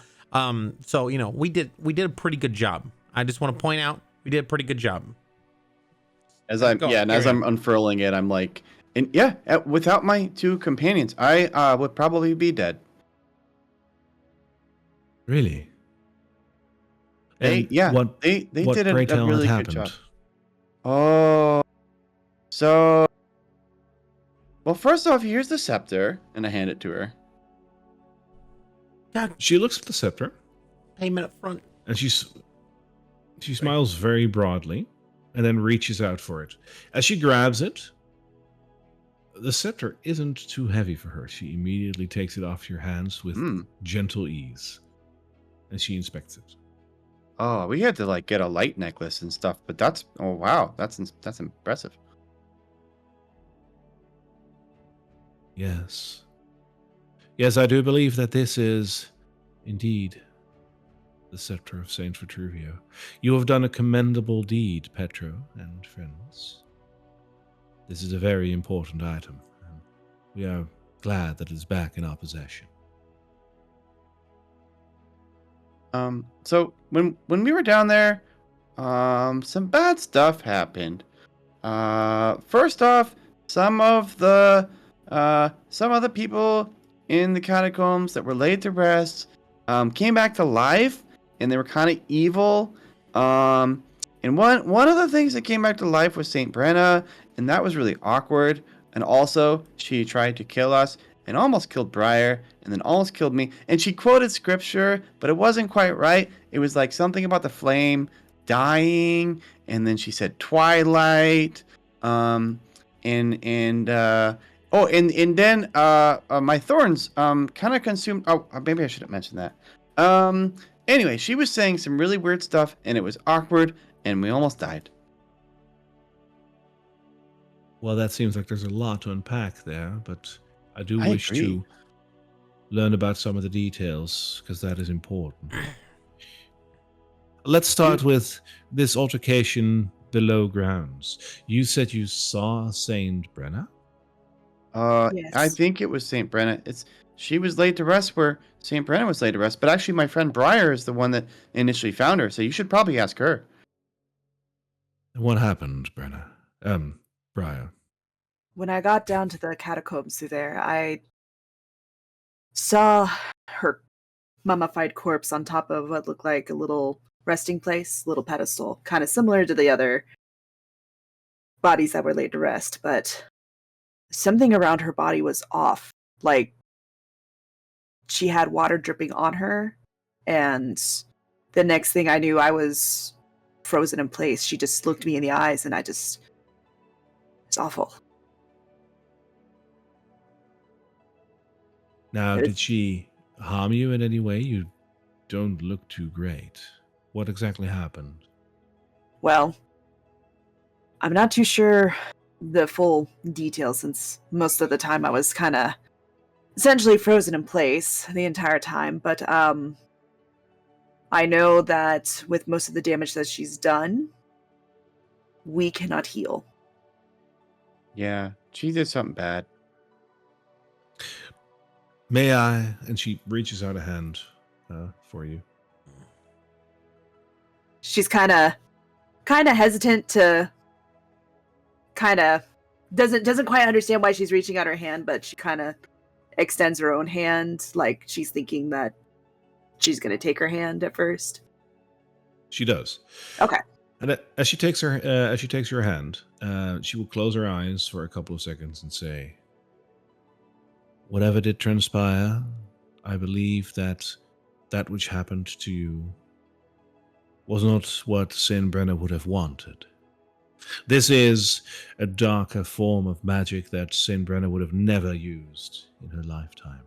I am saddened to hear that her body is desecrated in the way it is, but this only goes to show that the power of this meteor must be quenched. It must be eliminated, lest it does these horrible things to all the others buried beneath the soil. We cannot allow this to happen. You lived, but imagine if this would happen to other people that wouldn't be prepared the way that you are." That is a fantastic point. Sorry.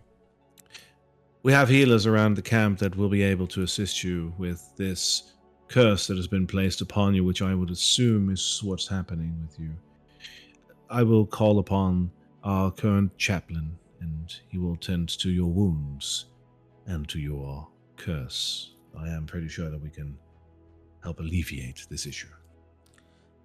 I do want to mention something, if I may. I want to ask. So, Flame be with you, everything. This is great. I love this place. Very intense.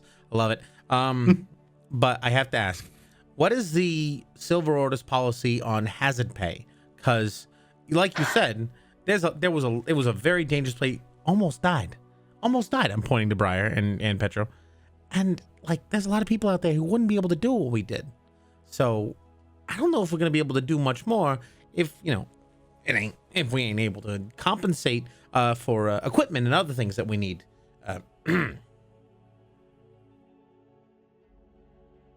That is a very bold statement to make when you visit our camp for the first time. What? It's a great camp. You hear. This is not Ophelia Reed that is talking to you. Oh. You hear a very bold man's voice bellowing this to you. And as you turn around, you see, coming from the tent, another person that is just stepping out and slowly making its way toward the three of you, taking place next to Ophelia Reed. The man that has just come out of his tent looks like a man that is just about in his 40s, and he looks battle-worn, but in a good way. This man has lived probably through many a fight, and he did so victoriously. He stands rather tall, but he is definitely a normal human. He has half-long brownish hair, and you're noticing that he has an eye patch. He's carrying a beautiful shield and a beautiful sword that both very much look like they are part of the regalia of the Silver Order. Petro, I think you've heard of this man, and I think you recognize him simply from the way that he dresses himself. This is Knight Captain Theodore Marshall. He is not the highest ranking member of the Silver Order, but he is the highest ranking member in this camp, no doubt. There is no second Knight Captain, and there's no one higher up than this in this camp. This is the big shot. Knight Captain Theodore, it's an honor to meet you, but I do need to say that my friends put their lives in danger, and they brought back the scepter, and I couldn't have done without them. And so I know that it's a bold claim, but I do think that at least a little bit of respect is due to my friends. As I said, boldness. I like that. Whenever you put your life on the line, like all we do, it should be justly rewarded. Now, there was a promise of payment for your services, and I recognize that you, Petro, are trained by us, are you not? Oh, yes, and I'm eternally grateful for it. Good. Yet, beyond the monetary payments and the recognition, it seems that your friend requires more. Yeah, I mean, they live kind of in the world where money's really important. It's not that important to me, but where they come from, like my friend here, he runs a business in Emberwood Village, and my friend Briar here, she does odd jobs, some here and there, and also needs money to pay for food. Yeah, I mean, like, I love the camp. It's a great place, but we we're consultants more than anything. We came in, helped you do your thing, and we can't exactly expect a quartermaster to repair our gear or give us food or anything like that. Yeah, you gotta deal with all those people out there, all them what do you call people who ain't in your religion? I guess normies, something like that. I don't know. Yeah, we call them normies. Guess it's canon. Oh god. Oh, it's not an official term, but yeah, some of us say that. Or muggles, one of the two. The unlit. Oh. God. Beyond the power that the Silver Order employs amongst our own ranks, we do often fall upon the strengths and offerings of adventurers like the three of you to help us with special tasks as you did, because simply we cannot be everywhere at the same time, all at once. Because of this, we are paying you, but if you're looking for more than what you're already getting, I imagine that a deal can be made. You've done well. You've retrieved a very important artifact for us. As such, I'd like to know if this was just a job for a quick score, or if you're interested in advancing our interests perhaps a little more. Gonna look around a little bit. I mean, you guys are pretty well set up here. Honestly, if we could work for you, you guys probably got the coin to afford our rates. I consider myself something of a subject matter expert on on various things in the city, so I think we could do business. What do you say, Briar? I'm quite fine with doing jobs here and there for you, but I don't personally believe your religion may find me quite accepting. And as for me,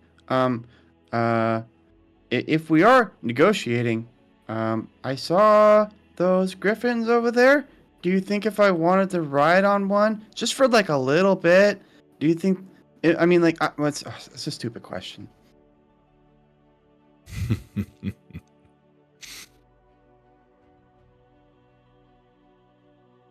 We'll see what can be done. But for now, I am understanding that you have a genuine interest to perchance work for us for the odd job here and there, but am I correct to understand that you do not feel comfortable in pledging yourself more officially to our cause? Correct. Okay. I mean, would that up the rates?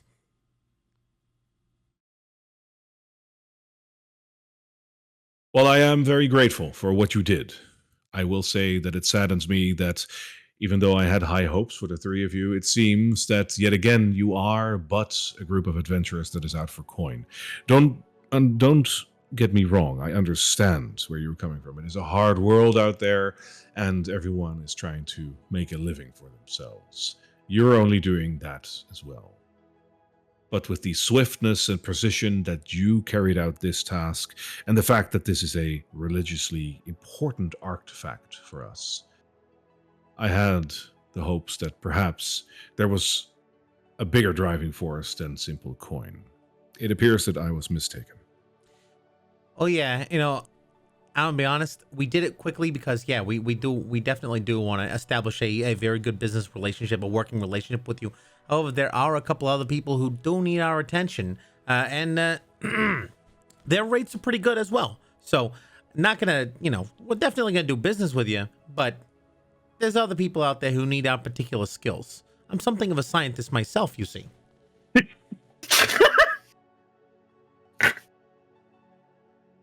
And what kind of science do you partake in?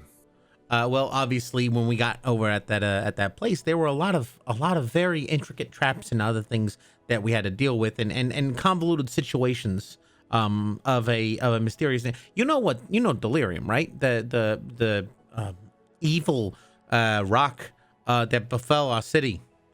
There were a lot of things involving that, and I know my way around trying to navigate the dangers of such a thing. Such an item. Stone. Evil.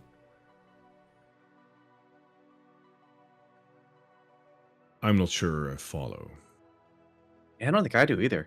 Don't worry about it. It's fine. I know how to, make it not dangerous or at least deal with the dangers that other people don't know how to deal with. Don't worry about it. Like I said, don't worry. I'm a consultant. I'm here to work for you. I'm going to make everything a lot easier for you. I will say this, and I will keep it brief. Those that dabble with the dark magics that are emanating from the meteor and anything that has spawned from this meteor are people that ultimately will fall to a darker side. Make no mistake, this meteor is a pox on the city and on this land. Look around you. Beyond the camp, inside the camp, look at the very soil that you're standing on. This meteor is consuming this world inch by inch. And simply peddling those goods for monetary value and calling yourself a scientist is not exactly how I would say dealing with this meteor would be. Well, yeah, I didn't say nothing about peddling any goods. I'm telling you that I render my services to make sure that, you know, if we go into the city and we have to deal with anything like that, I can try to keep it as safe as possible. Yeah, listen, between you and me, those fancy magic people with all their spells and stuff, hate them. Absolutely. Like, I was born completely unmagical. It's really irritating, a little frustrating. But, you know, we got to live with what we got, right? It's a strong opinion to hate those who use magic that can come in handy at certain points. Well, I mean, yeah. Yeah, you're right. Everybody has their uses. Ophelia, I believe that these 3 should be paid, as was agreed upon. And perhaps at some point our paths will cross again. For now, I wish you good luck. Who knows, we will run into each other again. The fire be with you. Fire be with you. Okay, we'll talk about the griffin later. Thanks. He ignores the griffin part and he walks off. Like while he's within earshot, I want to say, there's no way those griffins are strong enough to carry someone as amazing as you. Aw, thanks, buddy. Briar's just gonna be staying there after he walks away. She's like, cheeks feel so warm. Yeah. That guy thinks he's so tough with his eye patch and his many scars and amazing hair. Oh, Anyway. I think his hair looks kind of stupid, but okay. Ophelia looks at you as you say this, Corey. Yeah. And she says, I would usher caution in making fun of the Knight Commander. He took mercy on you. He took pity on you because all of us are in this situation just as much as you are. We chose to come here to deal with this situation. You live here. That makes it difficult for you, and we understand. As such, he takes pity on you. But make no mistake, his kindness is just that. It is not weakness. Oh yeah, no. Now, what did we agree upon in terms of payment? I think it was I think it was 850 gold, but I was gonna ask if we could bump it up to 1,000 for the damages.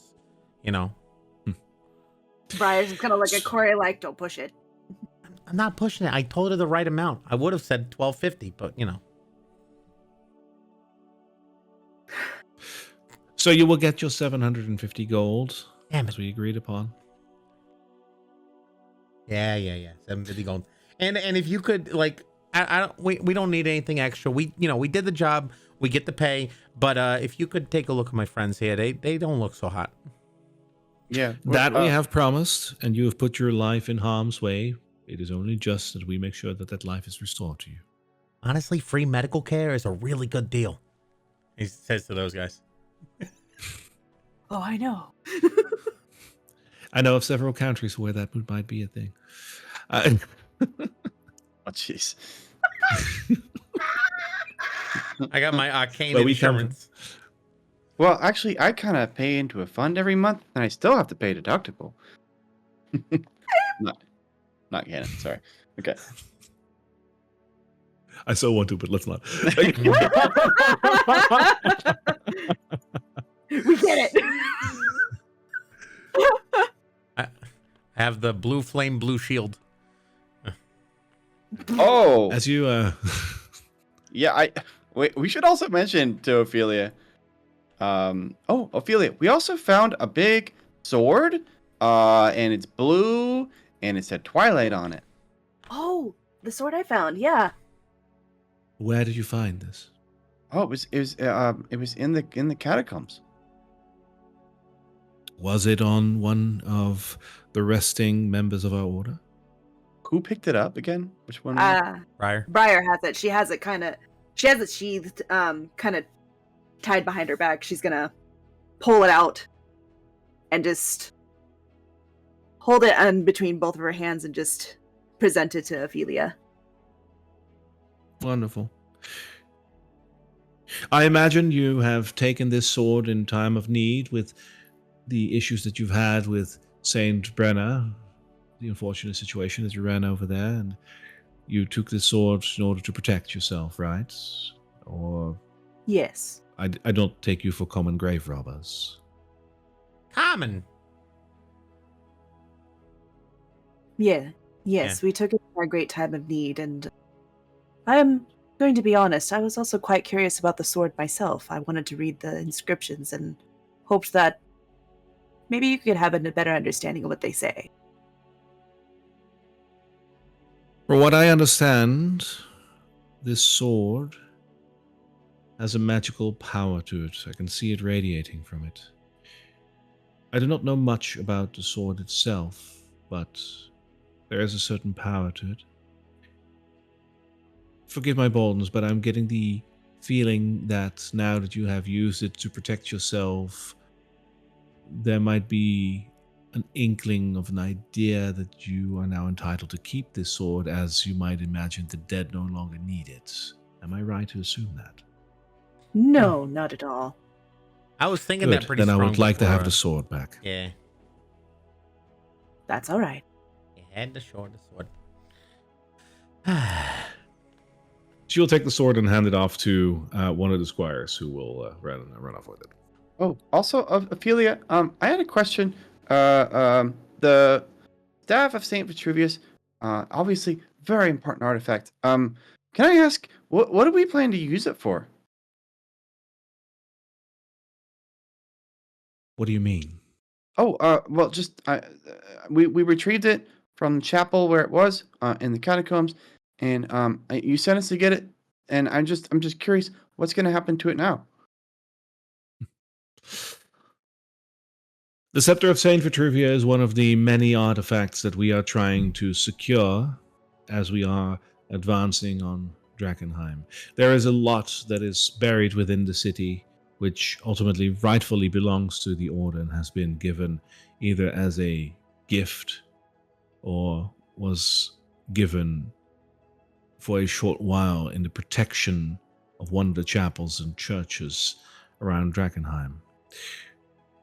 As you can imagine, the vaults beneath the cathedral contain such items as well. Other than making sure that Drakkenheim is safe of the media once more, we also need to safeguard all of our treasures, make sure that they do not fall into the wrong hands or being sold off for its monetary value. And as she says the words monetary value, she looks at you, Corey, for some reason. I was under contract. I would never. Because this is an artifact that has been used by Saint Vitruvio, it has a lot of value to it, and since it was on the outskirts of town, it would be one of the first targets that we wanted to get to, which is why we asked you, and why we're very happy that you listened. And I'm so happy that I was tasked with this because it was truly my honor. I had one more question, if you have a second. A lot of those things, the people that were laid to rest, some of them came back to life, and it seemed like they were evil. But I kept thinking, like, but these are people of the Sacred Flame, or at least they were. And I felt kind of bad when I was hitting them with my maul, because I was doing that partly to survive, and also because they were evil. And I just wanted to see in the Sacred Flame what's the ethics in that situation, because it seems like, you know, killing another member of the Sacred Flame is bad, but also killing something that's evil is okay. I appreciate your curiosity, and it is a good question to ask, as you might run into the situation more often. See, ever since the coming of this meteor, things like this have happened. I am sure that the manifestations of the bodies of those that have passed on before us are manifestations brought about by dark magics and necromancy spewing forth from the meteor's vast power. As such, it is hardly a resurrection of those that were laid to rest, but rather a mimicry of life. You're simply finding a body. There is no spirit in there. And as such, I believe you are perfectly within your right to strike down, lest they be used for evil. I'm gonna be honest, that's a pretty big relief. I was feeling kind of bad. So if it turns evil and like comes up, what's the ethics of stealing from it or taking the things that it no longer needs? Fire's just core. I think it's There are reasons, and I hope you will understand that I personally prefer not to answer your question. Yeah, understandable. Anyway, just to go with what you were saying earlier about people going for this thing and seeking it. You're right. Two things. One, we were contracted by some pretty powerful people to take this on behalf of them and give it back to them for a little bit more money. But we want to keep things up, up on the up and up with the right people, like you. And secondly, we actually ran into a lot of them. And they were trying to get some other staff that they thought was a scepter, and we did a really, really convincing job. I got to give myself a little credit for this. To trick them, make them take something else, get them off your back, so they didn't take your really fancy scepter. And so he actually did. He did a really good job at that. So I just I'm not asking for anything more. I'm just letting you know. We did a pretty good job for you, and we got it pretty quick, huh? That I do agree with, and we're very happy with. Let me put it this way. You are welcome to stay at our camp for the night. This is a safe place for you to spend your night and heal up.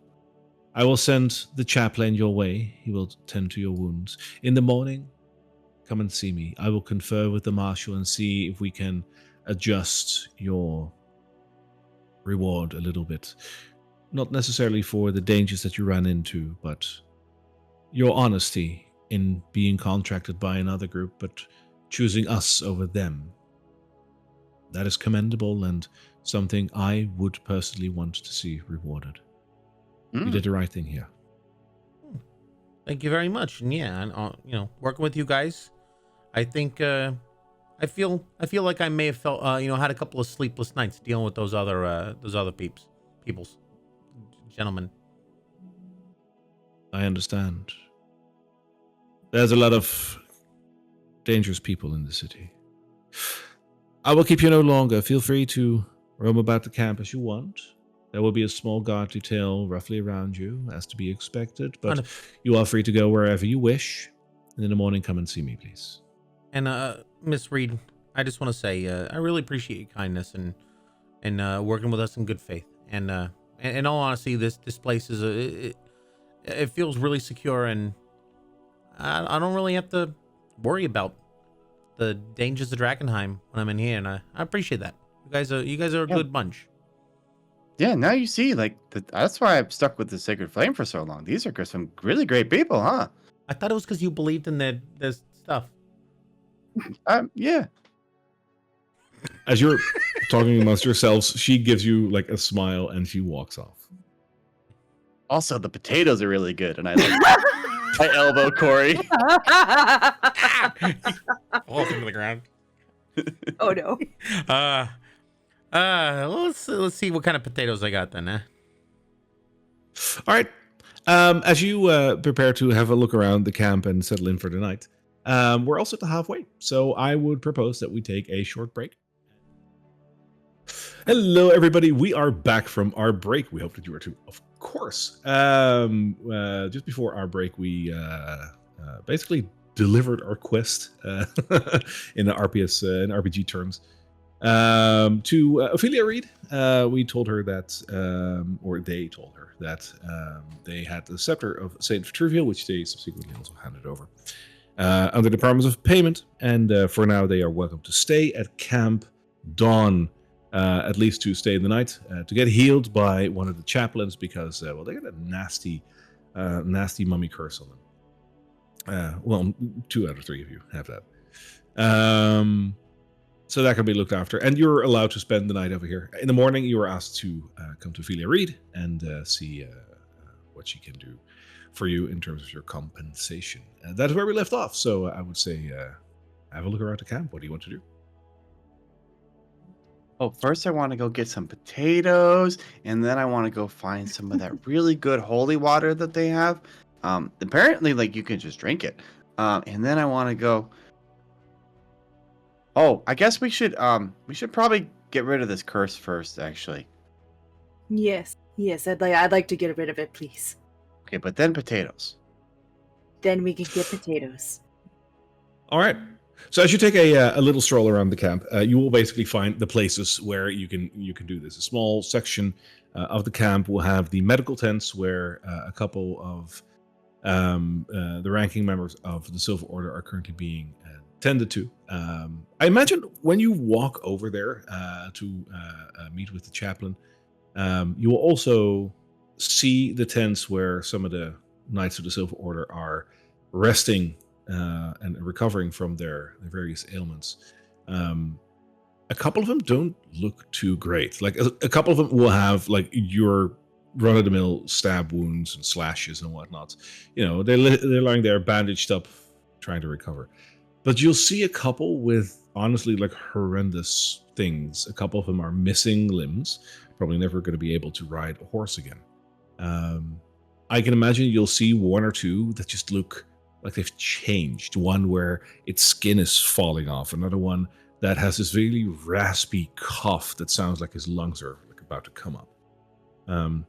It isn't great. You know, these people are basically like dying where they are in the hopes of maybe recovering. Is there like a nurse nearby or anything? There'll be there not necessarily a nurse, but there will be a couple of people from the Sacred Flame, including the chaplain, who will be tending these tents. And where is this in the city? Let's just say that these two tents are the medical tents. Oh, okay, right there. Okay. So I think I would find the healer, and even before we asked him to like heal our curse, I'd be like, what happened to these soldiers? Are they gonna be okay? Some of them, most of them. Drakkenheim is unfortunately very unforgiving.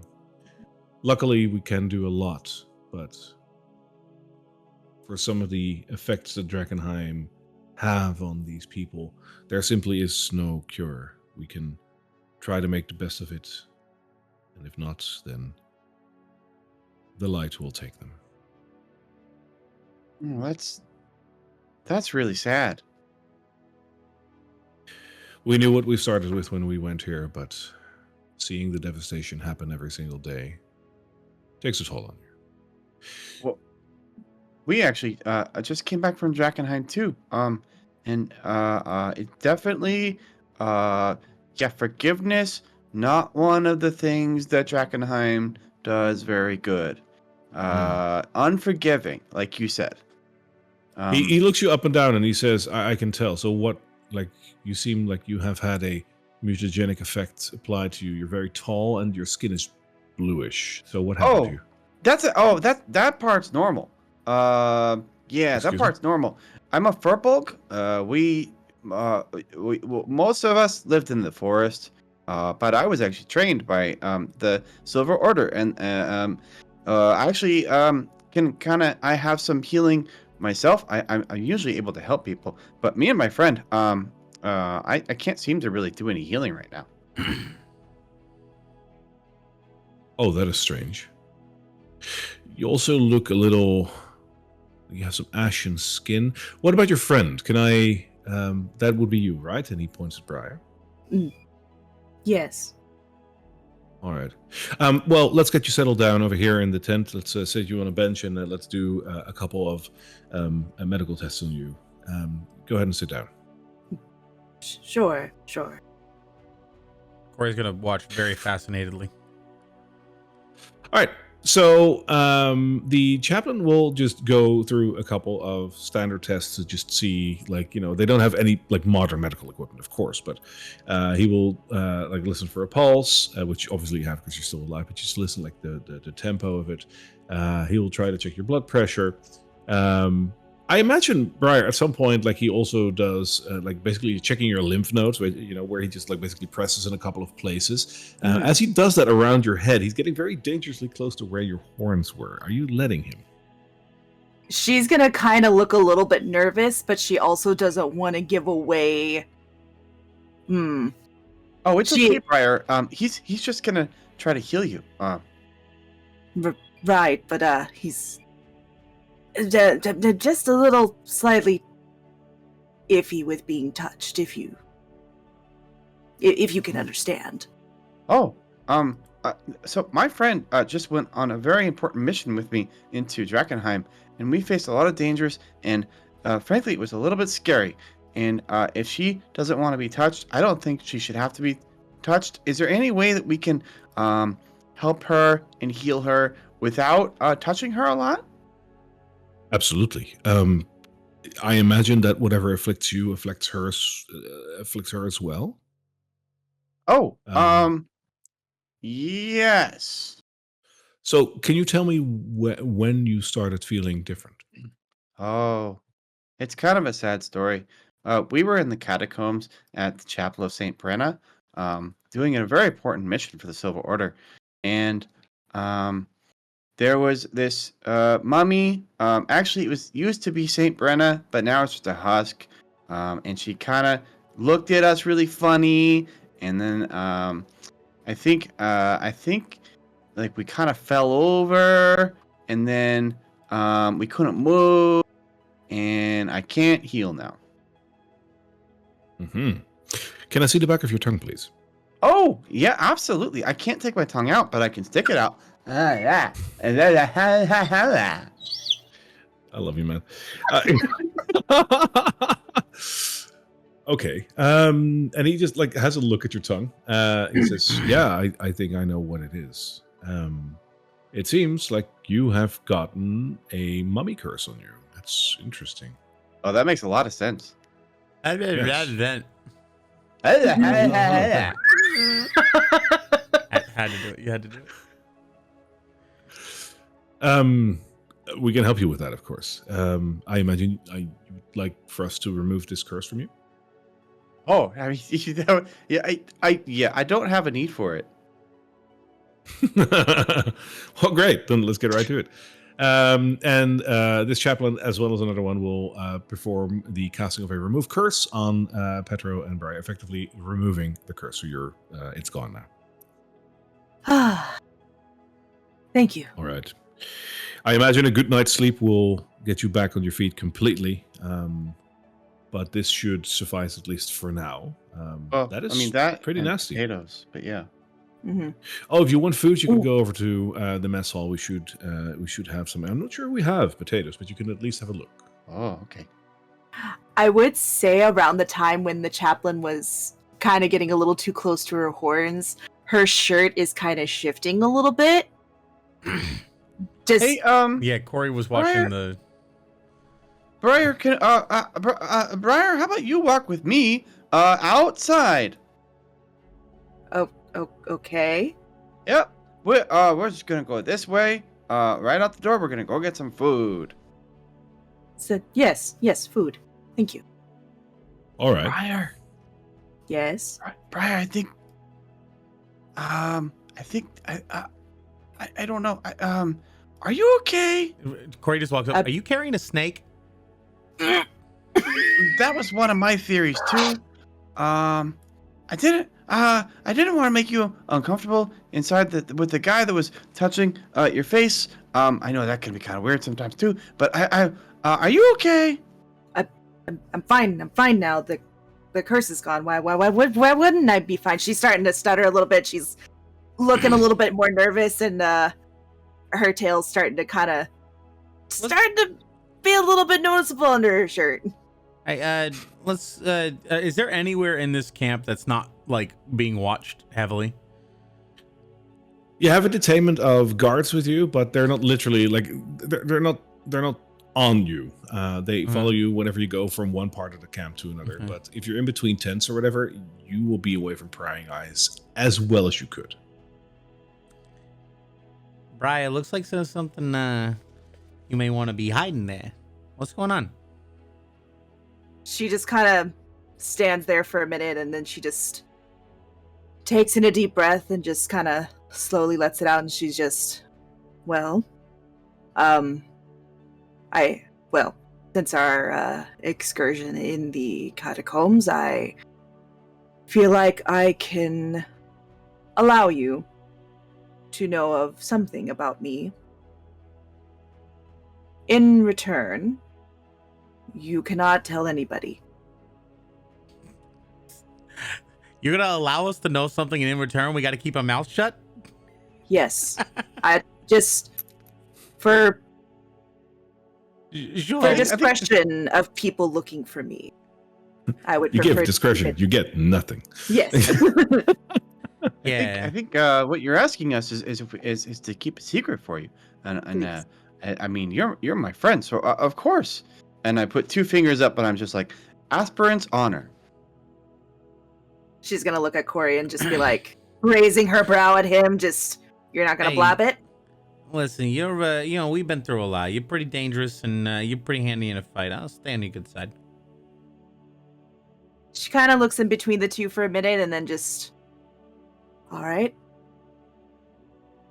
Well, as you can tell, I'm quite unusual.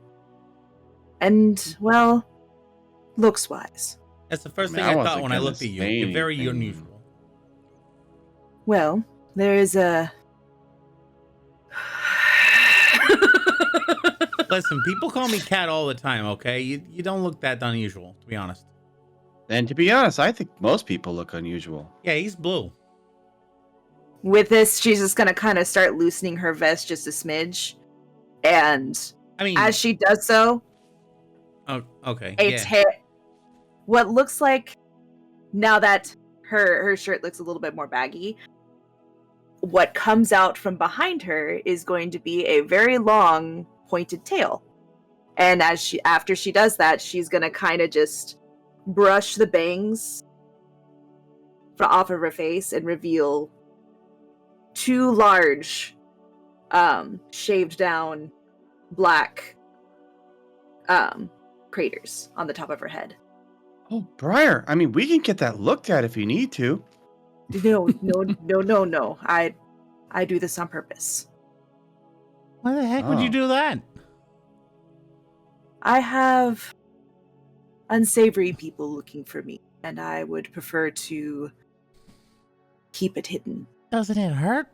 Like, oh, God, my ears. Oh. Not really. It's like, Wait a minute. Briar, are you a bullywug? Does she look like a big talking frog to you? Yes? Petro, do you remember the wizard we spoke with back at the inn in Amberwood Village? The one that also looked like a bullywug. No. She is a tiefling. Oh, that kind of makes a lot more sense, actually. I am also a tiefling. Oh, that makes a lot of sense. But Oh, if you could please, you got I people would looking prefer for to you? keep that. I do. No. Yeah, world can be a weird place. I wouldn't worry about it. We stick together. We watch each other's back, right? That's right. Thank you. That's actually first time I've had a better reaction to showing that. I thank you. Really mean it. I'm pretty sure neither of us, gesturing to Petro, neither of us, we get a lot of strange looks and deals. Don't worry about it. Yeah. Oh, yeah, and also I hide in my own way too, because I know what it's like to get weird looks. I can just imagine in that moment, you just see, poof, and he just changes and then poofs back. I can't do it anymore today. I know. But just Something like that, yeah. At the thought, she's just kind of have like a little bit of a genuine laugh, and just kind of, she looks a little bit more relieved. Yeah, I mean, So far, you ain't stabbed either of us in the back. You're a pretty good fighter, and you seem on the up and up. So I don't think this really changes anything about you. Thank you. I would also like to take this opportunity to point out that we have yet to choose a team name, and that was one of the things that I demanded when I signed up for this adventuring party. Well, And what better time to do that? Because you are setting up camp here, you might as well. Why don't we just call ourselves the Bullywogs if it's so important to you? Oh, Why not? Like, that might get confusing. this isn't like a championship or any kind of game, Petro. This is this is life. We only a team name. You're Petro. I'm Corey. Then that's Briar. Your name is Briar, right? Yes, it is. My name is still Briar. My Okay. name is still the same. All right. Well, yeah. The name How might about not be for- Briar. A team name, we call ourselves Corey, Briar, and Petro. Sure. Okay. Why not? It's easy. Well, that's each of our names. And it'll be easy to remember at least parts of it. At least parts of it. Or, for my suggestion, if you want to shorten it a little bit, CBP. Yeah. I've never seen a BP, but I assume that they do. No, Petro. It's the first initial of our names. We used it as a team Oh. name. That also might get confusing. Maybe once we've done something more than just gone in and got the staff, then we can figure out what we're actually doing here. Like, I mean, as far as what does a team do? Teams have goals. Teams do things. What are our goals? What are we doing? What do you want to call us? The collectors because we collect coin, or the artifact getters because we get the artifact? No, come on. All good things in time. If you really want to name us, we'll have a time for that. The scepter retrievers. I really don't like. It honestly sounds like the Decepticons. Like, come on. What if That's someone got a comes nice to ring us? to it. Who said that? While Petro and I Corey actually are like the talking amongst Decepticons. each other about the team name, Briar's just kind of just messing around with her little pocket watch that's hanging around her neck, and just she's enjoying herself. Yeah, I mean, you get remember the first group that we ran into, the Purple Star, or that other one, the one with the other tabaxi. What do they call it? What do they say? They would like the Veo and the Pussycats or something like that, or what did they say their name was? Something stupid. Guys, what if I just came up with this. What if we called ourselves the Flying Daggers? So that name's already taken. I'm sorry. Oh. All the Yeah, good we ones don't are want to deal taken. with copyright infringement. How about the Flying Dagger 78? Underscore XXX. Uppercase X, lowercase X, underscore the Flying Daggers, underscore. Ooh. That's good. It's got a nice symmetry to it. Okay, Yeah. well, we'll keep thinking about it. But You know, remember that I said that I'm only going to be a part of this if we eventually pick a team name. So I want Sure. you guys to take it seriously. It's important. Very we'll look out every time we do something significant. We'll say like, could this be our name? Could we do this Oh, that's with a good idea. with the wall climbers or something? I don't know. Oh. Can you climb walls? Yeah, I can climb. He climbs up on your shoulder. I can climb. Sorry for I'm not a wall. sorry for the scratches. All right. With this banter going on, I imagine you guys will find your way to the mess hall, which will be this big building. I did a potato roll. They have potatoes. Whoa. Nice. I smell potatoes. So We should go get some. over the course of the night, I don't know, like it's going to take a little time, obviously, because long rest. But once we've gone far enough in the long rest, I want to change one of my spells out for purify food and drink, and I want to like run this by the cook late, probably in the morning over breakfast. But I want to like see, hey, you know, we'll deal with contamination, but we'll talk about that in the morning.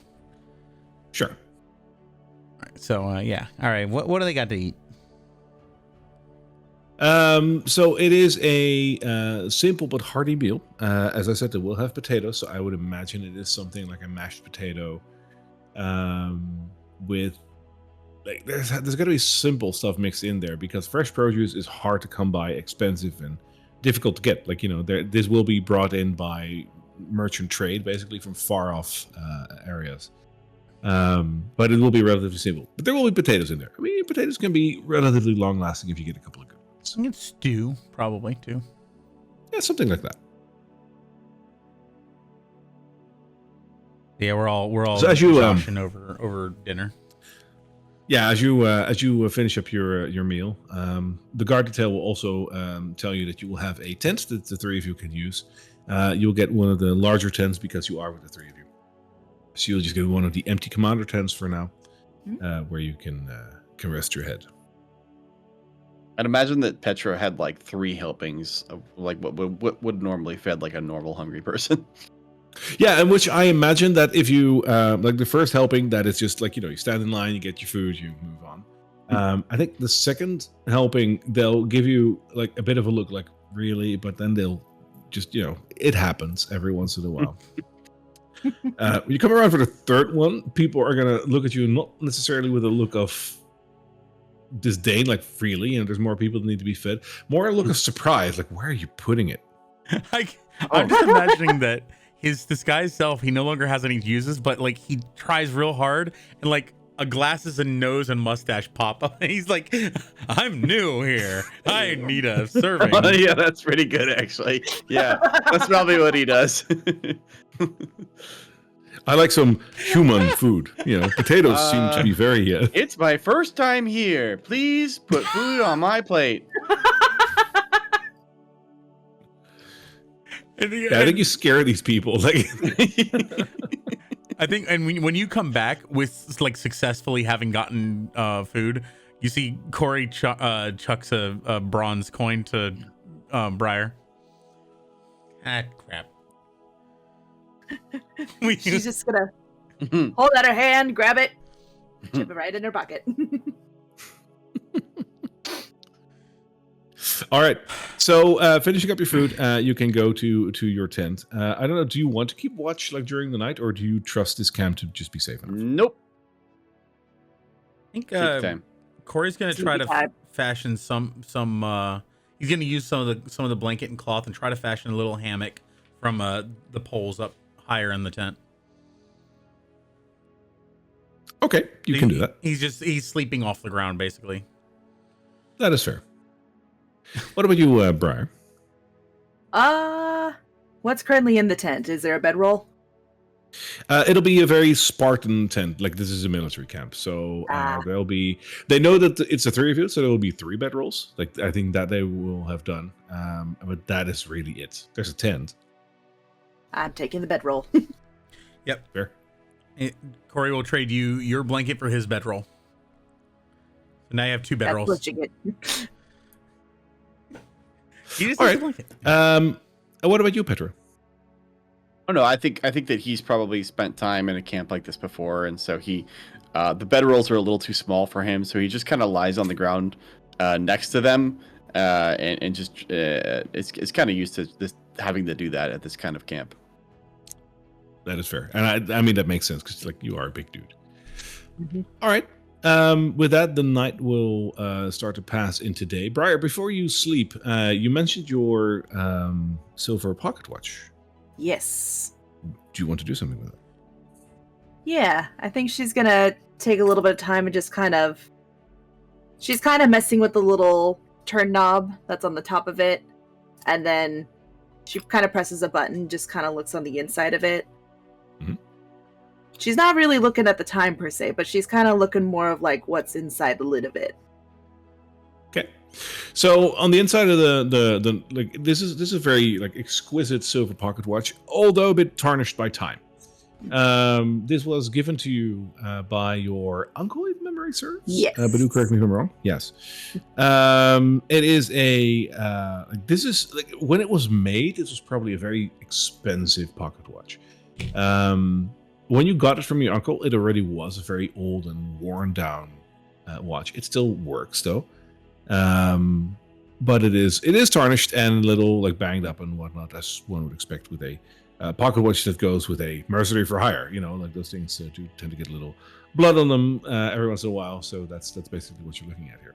Mm-hmm. Now, earlier on, you did get a letter, and the letter also said something about.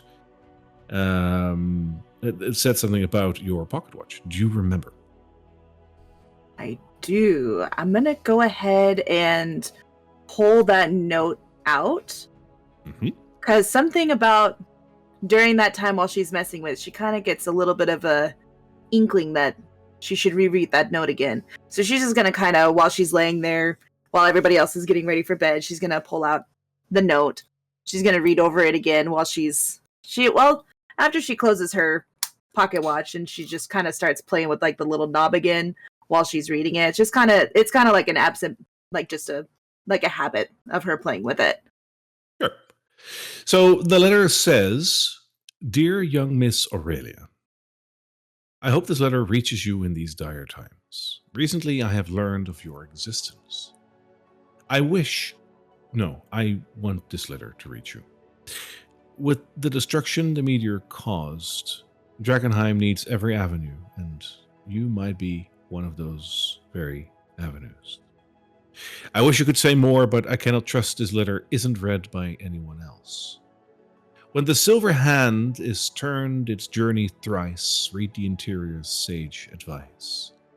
Signed, Magdalena Vasari." And just as a reminder, this Magdalena Vasari does not ring a bell with you. You have no idea what this is. Yes. She's gonna kind of, while she's messing with the little knob, she's gonna kind of read out loud, "When the silver hand is turned its journey thrice, read the interior sage advice." And she's just gonna kind of look at her pocket watch for a minute. And she's just gonna kind of turn the knob in one direction twice. Okay. As you turn it twice in that direction, nothing happens. I think I'll try it in the other direction. Okay. How many times? Twice. Okay. The letter does say thrice. Oh, 3 times. Sorry. Cool. I wanted to make sure whether or not you were doing that intentionally, so that's why I'm asking. I thought I was saying 3 times. My bad. Cool. This could have turned into like a 10-minute sketch, like, you know, the who's on first kind of thing. This time They I can turned buy it a mask. once. Oh, which direction? The opposite direction. Damn it. All right. So as you turn it 3 times, basically letting the silver hour was it called like the Hour finger hand point or whatever for the the hand. hour hand. Big Thank hand you. and little hand. If you let that go around 3 times, by the 3rd time, you hear a very, very subtle click in the pocket watch. And interestingly enough, the backside of your pocket watch lets go. And just like the front pocket watch, like how these pocket watches usually work, for those of you that have never seen a pocket watch in real life, if you, in most cases, if you press the top knob that you use to also like turn the time, if you press that, usually the front part of the pocket watch opens, or you can manually open it. That sometimes works as well. And the backside is usually just a solid like metal piece, like silver or gold, whatever metal it's made of. Usually you can't open that. In this case, however, now that you've turned this 3 times, it opens. Ooh. I had a pocket. And as it opens, you notice that there's a couple of really cool gears in there, which are all like twiddling and turning as your pocket watch is currently also still operating. But on the inside of this part of the pocket watch, there's an inscription. Oh. Yeah. I'm gonna And this is what it says. property of Vincent Eggers, the fourth provisional. The 4th Provisional Expeditionary Force to reclaim the capital. If found, please return. Oh. Do I recognize this name at all? No, not at all. Interesting.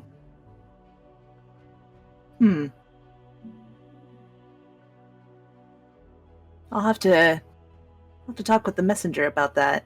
Or maybe talk to Ophelia Reed about it.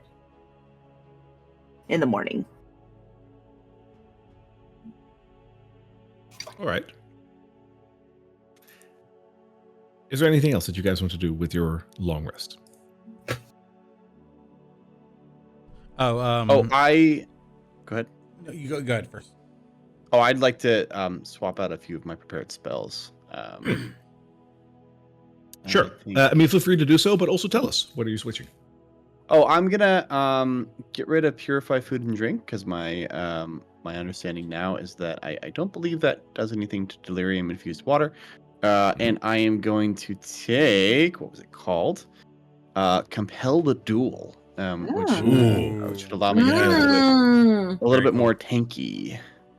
That's my plan. Nice. That is a very paladin-esque choice. I like it. Oh yeah, great paladin move. So using his tinkerer's tools and various other tools about him, he's gonna take one of his devices that, up until now, it knits together wounds to some degree. It's his cure wound spell, his device that can do that, and he's gonna make some alterations to it. And he really wants to show and consult with the cook, and so he's gonna create a small device that will create an electrical current through a small space of organic material and cleanse it, aka purify food and water. And so he's gonna get that spell in his roster, and he wants to in the morning he's gonna make a special note to talk to the cook and ask him about, like, how does he procure water and what does he do about delirium, because he can, given that he can purify it, but he can't uncontaminate it. Okay. So he's gonna talk to the cook in the morning. All right. Is there anything else that you guys do with your long rest other than resting? Sadly, I think the mind sharpener for now is going to lose its potency, and I'm gonna be doing enhanced defense as my second infusion. So That is a fair choice. for the moment, the mind sharpener, maybe he probably won't even notice the difference, but the mind sharpener is not going to do anything until it's reactivated. Speaking of the mind sharpener, Petra, where is your helmet? Oh, and as he wakes up in the morning, he puts it on. And he's just like, oh, wow. The mind sharpener feels really sharp today. Yeah, that sort of like telltale thrumming, like the arrow used to like vibrate very, very subtly, almost impossible to notice with the naked eye. It's definitely not doing that right now, but Petra's like, yeah, wow, it feels really sharp today. I feel like I could almost like do math right now. Wow. Like almost. Yeah, of course. Do that. I love that. Oh, yeah. Of course, buddy. Yeah. Yeah. The three of you can apply a long rest as you've done. So feel free to Hooray. do so. Okay. For the morning, Corey, as you go ahead and go over to the cook to talk about this, he will relay the information to you that they have a lot of things coming in by trade, and water is actually one of them. Once every day, so imagine the supply line. Once every day, there is a trader coming in with barrels of water. Yeah, I mean, this is a huge camp. You got a lot of people here, so you don't have any method of decontaminating the water? Nope, not really. The water that's brought in is for food and drink. As for cleaning up and whatnot, we do try to boil the water, but yeah, I believe there's still a bit of just purplish glow coming off, so yeah, we'll just try to make the best of it. All right. Well, I mean, appreciate your time. I gotta figure out how to make this work. Do you guys have a quartermaster or someone I can potentially barter some gear from? He'll direct you to a quartermaster. Yeah. And he's gonna ask, do you have any spare? I know, like a lot of you guys got this really fancy plate armor. Do you have any spare? Like, probably you wouldn't need it. Any studded leather? Any of that? They should have that. Let me have a look. If they want to sell that to you, and if they do, for how much? Let's start with if they want. By the to. way, yeah, we're working with Philia Reed very closely, consultants and helping them out. That might be a good reason to sell it to you. You want a studded leather, right? Yes. They actually have one that's also in your size for some reason. Like there was a very small squire and he died. So like there's. Oh no! See, when it's D&D, it doesn't matter that much, right? Like it's. We got one so in your it's size. just in your Perfect. size. Yeah, we took it off a dead kid. You know, like. Oh I no! will clean this It's, thoroughly. It's in serviceable condition. It'll be 90 gold. All right. So yeah, once Ophelia pays us, we'll. Ophelia hasn't paid us yet, right? No. Okay. Yeah. You have to get to her in the morning. All right. I'll be back. As you approach the middle of the camp, near the bonfire, Ophelia Reed will be doing a morning prayer near the fire. There's quite an attendance around the fire. This seems to be part of the morning routine. And as you notice that not everyone is here, most of them are. Would I be familiar with that practice? Absolutely. There are just a couple of prayers that are pretty standardized, especially when you're in military service to the Silver Order or like any paladin order for that regard, in service of the Sacred Flame. It is very normal to do at least a morning prayer because the sun is coming up and whatnot. And the same thing, do an evening prayer because the fire keeps away the shadows. So, yeah, you will have... This is bread and butter for you. Okay. And in that case, Petra would probably join them for the morning prayer. Sure. After the morning prayer is done, everyone just returns to their duty. So the area around the fire quickly just dissipates. Everyone goes about their own business. And Ophelia Reed will turn to the three of you. And she will offer you a sincere smile and say, well, I hope you had a good rest in our camp and you enjoyed the safety and comfort that we offer. You look a lot better. I believe that our chaplains did a good job on you, did they not? Oh, they did. And also the potatoes were good. So it was you that took, was it 3 helpings? I'm glad that you're feeding yourself well. Oh, it might have been me. I did take a lot of helpings. It could have been someone else too. I assume that's pretty normal. Well, you know what they say about assumptions, but I'm glad that you're taking care of yourself. I feel I have to say thank you very much. Your the hospitality here is really a very neighborly of you, and I appreciate it. Well, we do take pride in caring for those around us. The precious gift of life is very important, and we want to do our part in preserving that very gift. As such, we're very happy that you're still here and that you've helped us out. And we do hope that in the future, perhaps we can do business again. Now, on the subject of recompense for your services, I believe we had offered you a grand total of 750 gold. Yes, ma'am. Which I have right over here. And as she points towards the tent nearby, one of the acolytes comes over carrying a rather sizable bag. And I mean, but you can count them if you want, but by the look of it, that holds several hundred pieces of gold. I'll divvy it up into thirds, and he'll count the pile he's got to 250. Sure. So you'll have exactly 750 gold. So the three of you can all add 250 gold to your character sheet. Oh yeah, I can imagine that's a lot of money for the money. three of you. Whew. Yeah. Petra's like, I didn't know this much money existed. that's almost 3 health potions.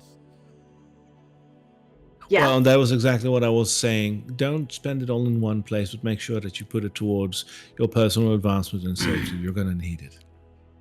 Now, as for gratitude, you did strike a chord with us when you said that while you were offered another contract to find the scepter of Saint Vitruvio, you ultimately did side with us. And while I do agree with the Knight Captain that perhaps your faith and devotion to our cause is not yet fully where we would like it to be, a lot of things in life are a test and they take time to cultivate.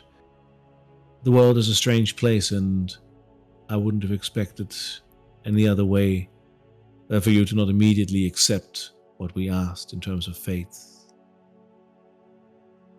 and pledging, perhaps at a later stage. However, this does not mean that we do not want to show our gratitude. You did do a fine job. You did ultimately decide to come to us rather than to someone else. And for that, we would like to give you a little extra to show a sign of good faith and hopefully make you understand that we do very much care about you, that we do hope to work together again. Now, with all that being said, Corey, was it? Yes, ma'am. We have conferred about a fitting reward for the three of you beyond any money. And I think that we were able to muster something from the quartermaster that might suit the three of you. To start with you, Corey, it seems that your love for the materialistic world is very big, and while that is not necessarily a bad thing, it is important to restrain that in a certain way and make sure that it doesn't impede you in what you are doing. As such, I believe that this might very well serve you as you are going through the ruins.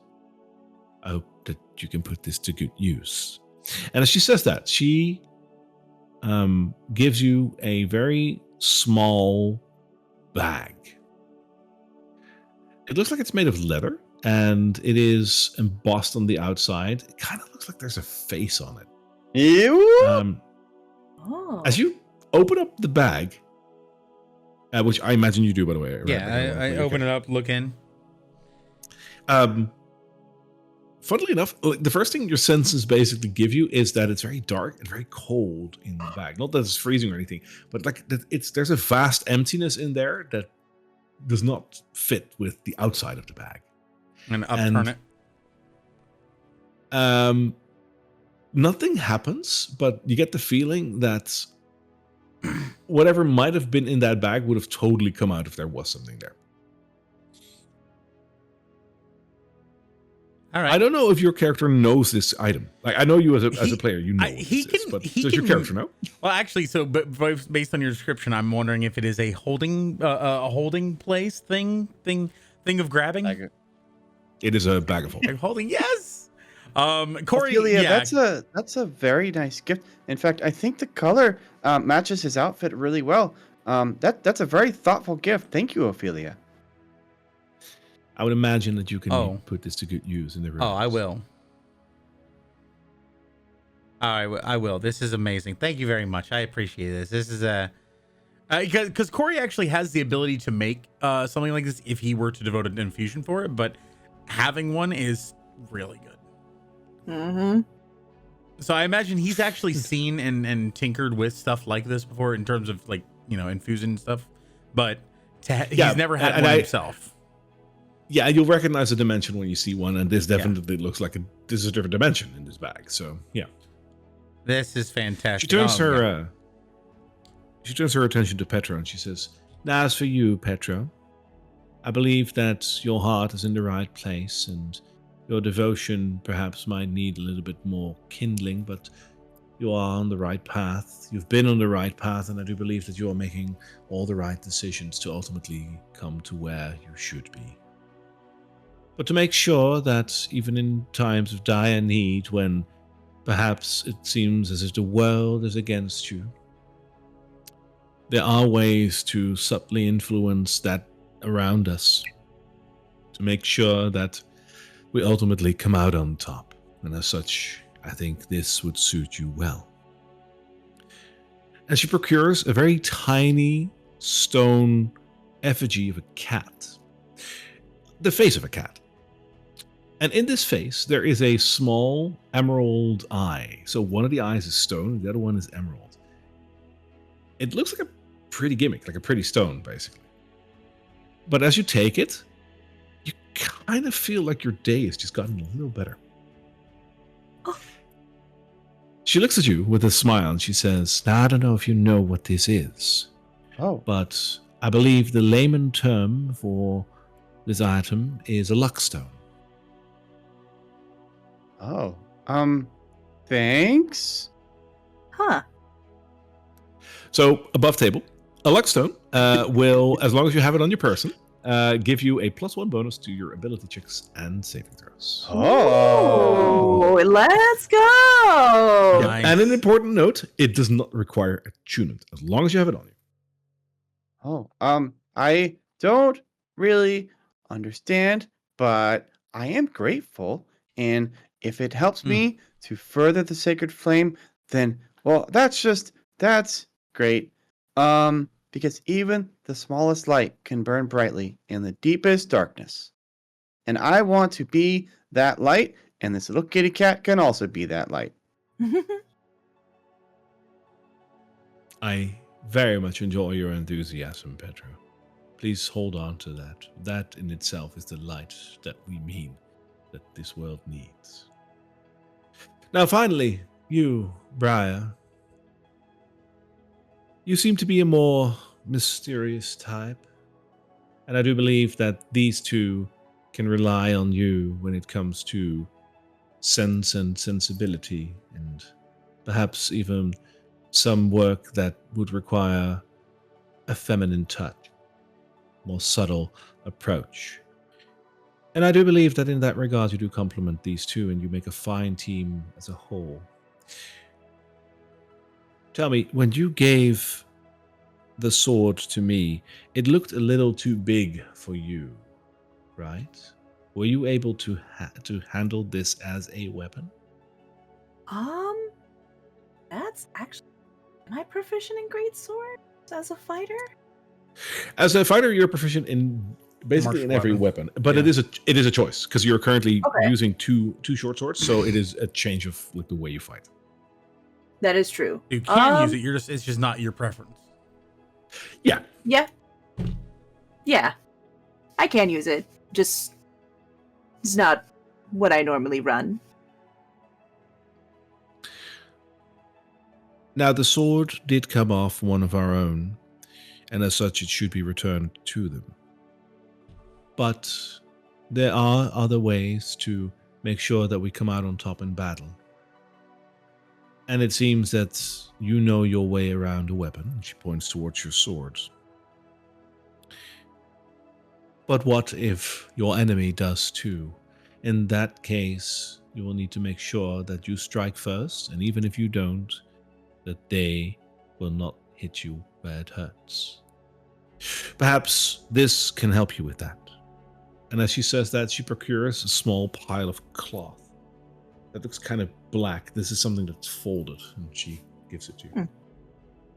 She's gonna go ahead and take it in her hands and kind of examine it a little bit. She's a little intrigued by it. It's pretty. It's a folded up piece of cloth, and there is a faint glitter to it, if you will. You get the feeling that this is a clothing item. Thank you. What kind of item is this? Now, this will be a cloak, and this cloak would make sure that if someone attacks you, perhaps they would miss you and strike the cloak instead, keeping you out of harm's way. Which is the above table version of a cloak of defense. Ooh, protection. Nice. The cloak of protection gives you a +1 to your armor class. Awesome. Protection. I'm going to. And as we all know, Briar needs that. Yes. Thank you. Very cool. Thank you. And she's gonna put on the cloak and just kind of like do a little bit of a spin just to kind of feel a little bit giddy about, having something that swishes around for once. So as you put on the cloak, it is slightly too big for you, and as you fasten the clasp, you just feel that the cape just molds to your shape. Ooh. You don't know what just happened, but it fits perfectly now. Oh, awesome. As each one of you are getting your respective gifts, Corey is just like intently staring at the thing and like, oh, that's really cool. Oh, that filigree is very nice on that. He's just like very, very appreciative of each item. Now, I do hope that you put these items to good use. Ultimately, we do not want to donate to the chaos in Drakkenheim through you. So I want you to be careful out there and make sure that you come out alive. For now, I want to thank you for what you've done for us. I'm sure that our paths will cross again. When they do, I hope they will be as favorable as they are right now, and perhaps at that point, we can help each other out again. Oh, When you are ready over here, I would kindly ask you to leave our camp, and whenever you need us, you know where to find us. I'm gonna go see the quartermaster over there for a minute, but yeah, we'll definitely see you again. Of course. The fire be with you always, even in the darkest of places. Of course. She walks off towards the great tent. So just glossing over it, can I just deduct 90 gold and have the leather studded? Yeah, absolutely. Yay!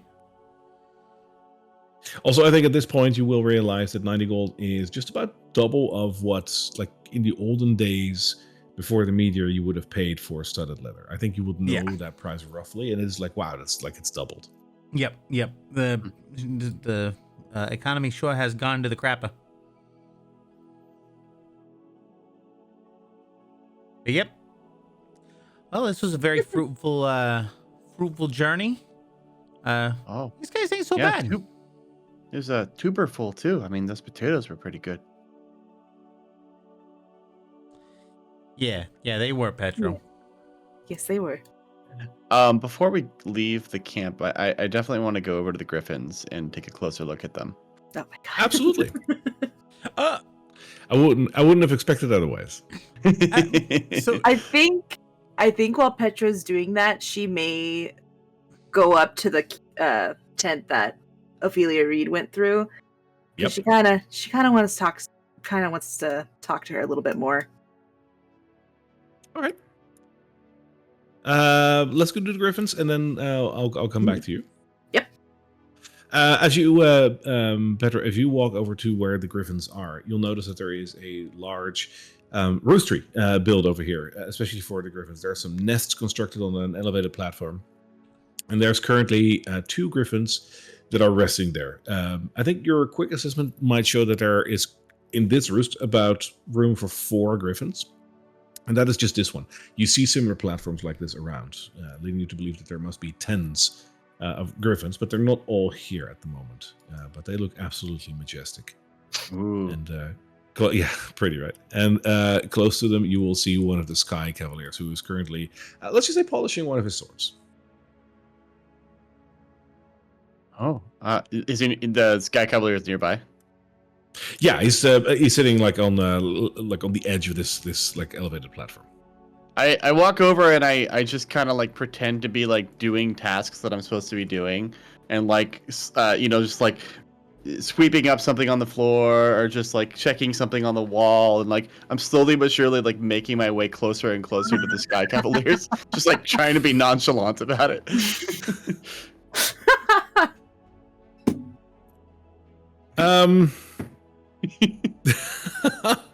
Okay. I have something in my mind. Roll me a stealth check. It's like you're not trying to be Stealth check. sneaky, but you are. Like, In full plate armor. Yeah. With disadvantage, I got an 18. What? Holy shit! Wow. I don't know how to explain Okay. that. Yeah. All right. Also, Putting I that think luck the- stone yep. to good use, I can see. I don't know if the modifier thing is working. Do you But do you anyway. have it attuned? I think, oh no, it doesn't require attunement. But then how do you? Yeah. How You does gotta that add it work? to your equipment. Okay. In your roll, it does say stealth +1 in there, but I don't know if you Yeah, have that's that by just my default. Dexterity. that's just my dexterity. Yeah. Yeah, fair enough. So it should we'll figure it that be out a later. 19 at this point. Have you? All right. Sorry. We'll figure it out later. Yeah, we can figure it out later. The griffin will have immediately noticed you, makes but sense. it will let you get closer. The griffin is probably as interested in you as you are in it, because I mean, furbolgs are a rare breed. So it will be interested in you because you're big, and that's interesting to this creature. I think the Sky Cavalier will notice what you're doing, and even though he's wearing his plate helmet as well, he's smiling behind it, even though you can't see that, and just looking down again at polishing his weapons. Worst that can happen is that the griffin playfully eats your face. So, he's just gonna let it happen. His body language is probably like, yeah, this guy ain't a threat. No. Yeah, as I get close to the griffin, I'm just like, "Hey there, big fella. You're really pretty. I bet you can fly really fast." Don't have a sound of a griffin. I quickly looked at my audio, like, do I have a sound of anything resembling a bird or something? Like within earshot of the Sky Cavalier, I'm just like, to the griffin, I'm just like, "What's your name?" Like to the griffin or to the cavalier? To the griffin. I guess this will have to do. That is not a griffin. I'd say like Whoa. Wow. I think they might have Cross or something indigestion. like Is the vet around? I think this one ate something bad. It's Yeah, I mean, breast griffin too. sounds. I mean, griffins are, as I said, like part lion, part eagle, but they definitely sound like a large eagle. Like that's the sound that they produce. So it'll let out one of those like eaglish kind of like shrieks as you get close. Okay. I'll give you your space. I'm sorry. I'm Petro, and one day I'm gonna be a Sky Cavalier and ride one of you too. Probably one of the bigger ones, because I know that I'm pretty heavy. The Sky Cavalier, like when you mention that, he'll look towards you and he says, "You're aspiring to become one of us?" Oh, can you imagine? I can't imagine anything better. It must be so cool to just fly around and be in the sky and have that responsibility and honor. It's a dangerous job, but there's a lot of honor in there. Who knows? Maybe one day. Logistical question. Do you think that the griffin could carry me? I'm pretty big. My boy, look at this majestic creature. Beaky, stand up. And as he says that, like the griffin closest to you stands up and just shows how big it is. Like, this is a big creature. Oh wow, he's really well trained too. I don't think, when he stands up, there is no way that Petro's going to doubt that this creature can carry him with ease. Well, Beaky, it's an honor to meet you, Beaky. Same with you, Sky Cavalier. What's your name? My name is Stephen. Oh, I knew a guy named Steve one time. That's great. I'm Petro. You're not the usual silver order material, but... Oh. I don't mean that in a negative way. It's just I don't believe I've ever seen one of you.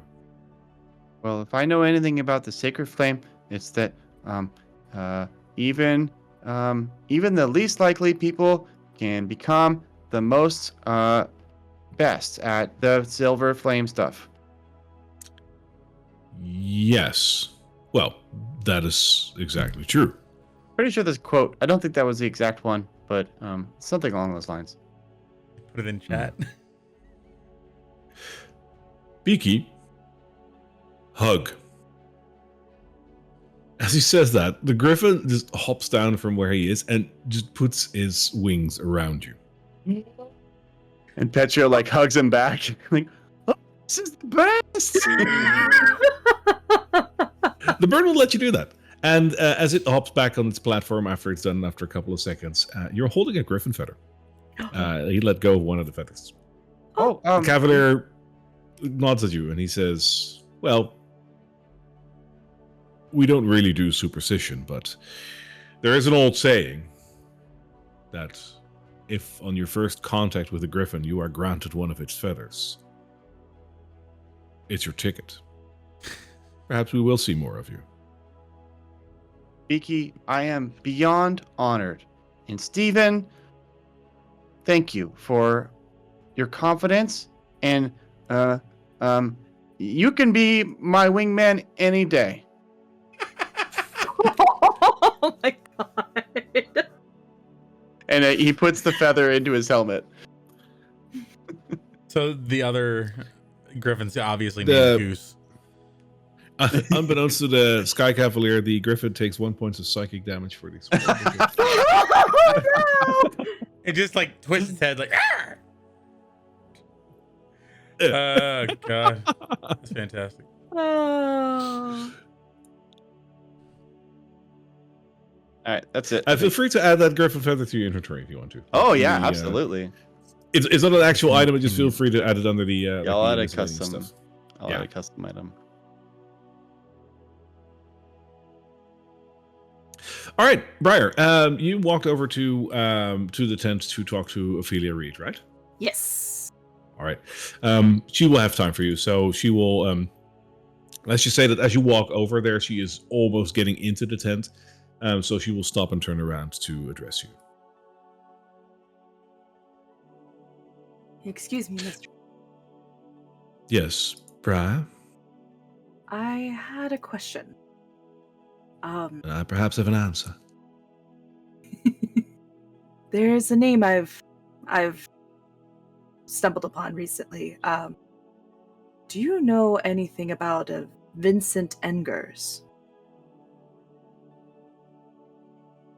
No, I'm afraid that name does not ring a bell to me. What is he a part of? He's a name that I came across in my travels, and recently he's kind of been part of a and she kind of has her hand over the pocket watch, and she just looks at her and she just goes, there's a gift my uncle gave me once, and seems that the item he gave me is in reference to a Vincent Engers.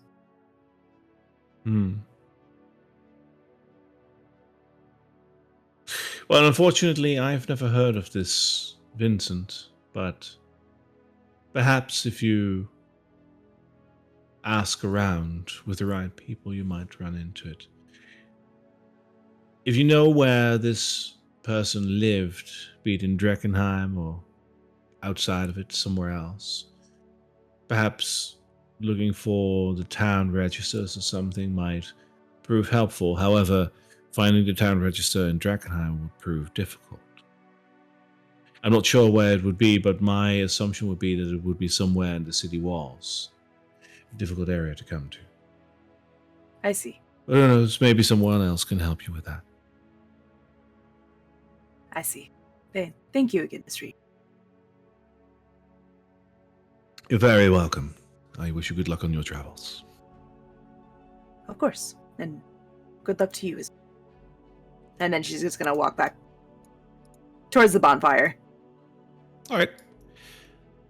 Is there anything else you want to do in this camp? Briar specifically, or all of us? All of you. Okay. Well, I'll let them go first. I had one last thing that's minor. I mean, I got a griffin hug. I'm all done for the day.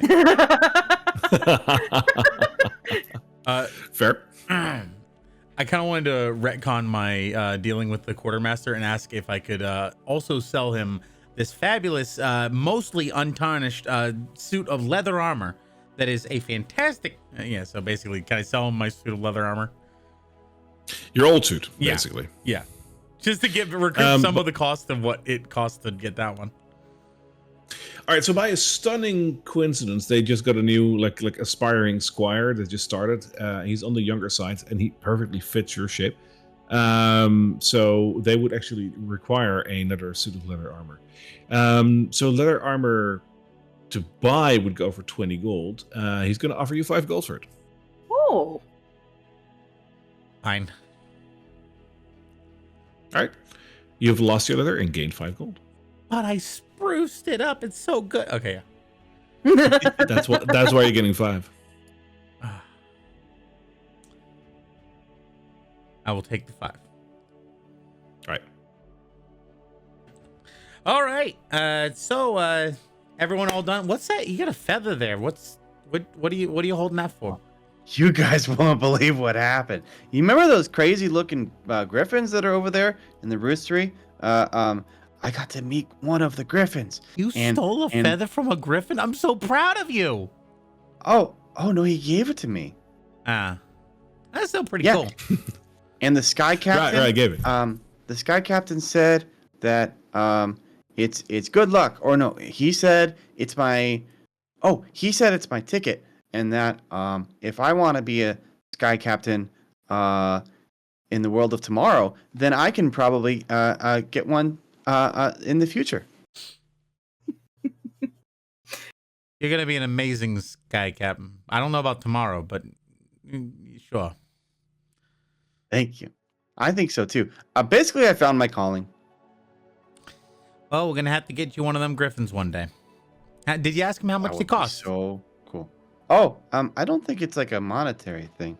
It's more like you have to go through years of rigorous training and devote yourself entirely to the Silver Order, and then you kind of have to do their bidding from there.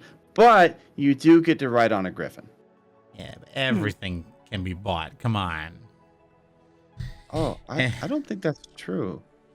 Anyway, you feeling all right? You don't look as like a husk anymore. How about you, Briar? You feel okay? Much better. All right. Well, there's a missing persons that we need to look into, I think, if you guys want to go save a life and be heroes again. Oh, I mean, once a hero, always a hero. But sure. I'm Go quite interested in the idea. All right. Well, I have a vague idea of where we're going. I think we were given basic directions to the rat's nest, I believe. Yes, if memory serves, you did. Yeah, because they wanted us to save, the person. Mm-hmm. Yeah. All right. So as you leave Camp Dawn, you I say wave are bye gonna- to Theo on our way out. See you later. Ted. Bye. Wait, who are you? He says it's like he sees a furball pass by that he didn't recognize. I ignore that and I'm just like, did you name yourself after Theodore? Because, I mean, I understand why, but... Okay, anyway, bye. My father... Oh, never mind. No. All right, so as you stride by, you are going to enter the city again, which means that that is a prompt for the city map. So you're coming up via this road, and you have to go to the Rat's Nest Tavern. Now, if you remember roughly where that was, like, did they point it out on the map, or did they just give you directions? I don't know if they actually gave it. I don't think anyone's had a map that we've seen yet. Yeah, guys, remind me next time we're in a city, we gotta go. We gotta ask them if they have a map. You can see that he has a very crude, like, drawing of a map. Just mostly just where there's interesting things, not like the actual, markers or anything. Hey, that's pretty All right. good. So good news and bad news. The bad news is I'm pretty sure where we need to get to is on the other side of that, and I'm going to point at the river. And that will be correct. The good news. Now the thing is, and I've said this before. The first time I believe we looked at the map, but it's good to just reiterate once more since it's going to be relevant now. The location that has been pointed out to you that you need to go to lies within an area that is called the Sprawl. It is one of the outskirts of Drakkenheim when Drakkenheim was in its expansionary phase. This area is roughly on the western side of the city. It is there that you would find a Rat's Nest Tavern, and as you might imagine, that is indeed on the other side of the river. Now, why this poses an issue is because of the way that you might cross this river. The river itself is about, I believe, 300 feet wide. I can look it up to be sure, but I believe it's 300 feet. And it has a relatively strong current. Obviously, you could try to swim across with, whatever, like if you can swim and whatnot, you can try. But the water is heavily contaminated. You can see this octarine glow coming off of the very water itself now that you're walking along the side, getting back to the city. In olden days, before the meteor, the way to cross the river was to go through the gates of the city. The city itself basically established itself and grew because of the tax that they made from all the people going through the gates that had to cross the river. Because if you had to cross the river, you had to go through the gates to get to one of the 4 bridges in the center of the city to cross the river and then go out the other way in one of the various gates. And getting through the gates into the inner city to cross a bridge would cost you a gate tax, and that is basically how Drakkenheim got its money to expand. As you can imagine, nowadays, getting into the inner city might prove a little bit more difficult, seeing as these gates are no longer owned by Drakkenheim. You have no idea, basically, what there might be over there, but it might be quite an undertaking to go there just to cross a bridge.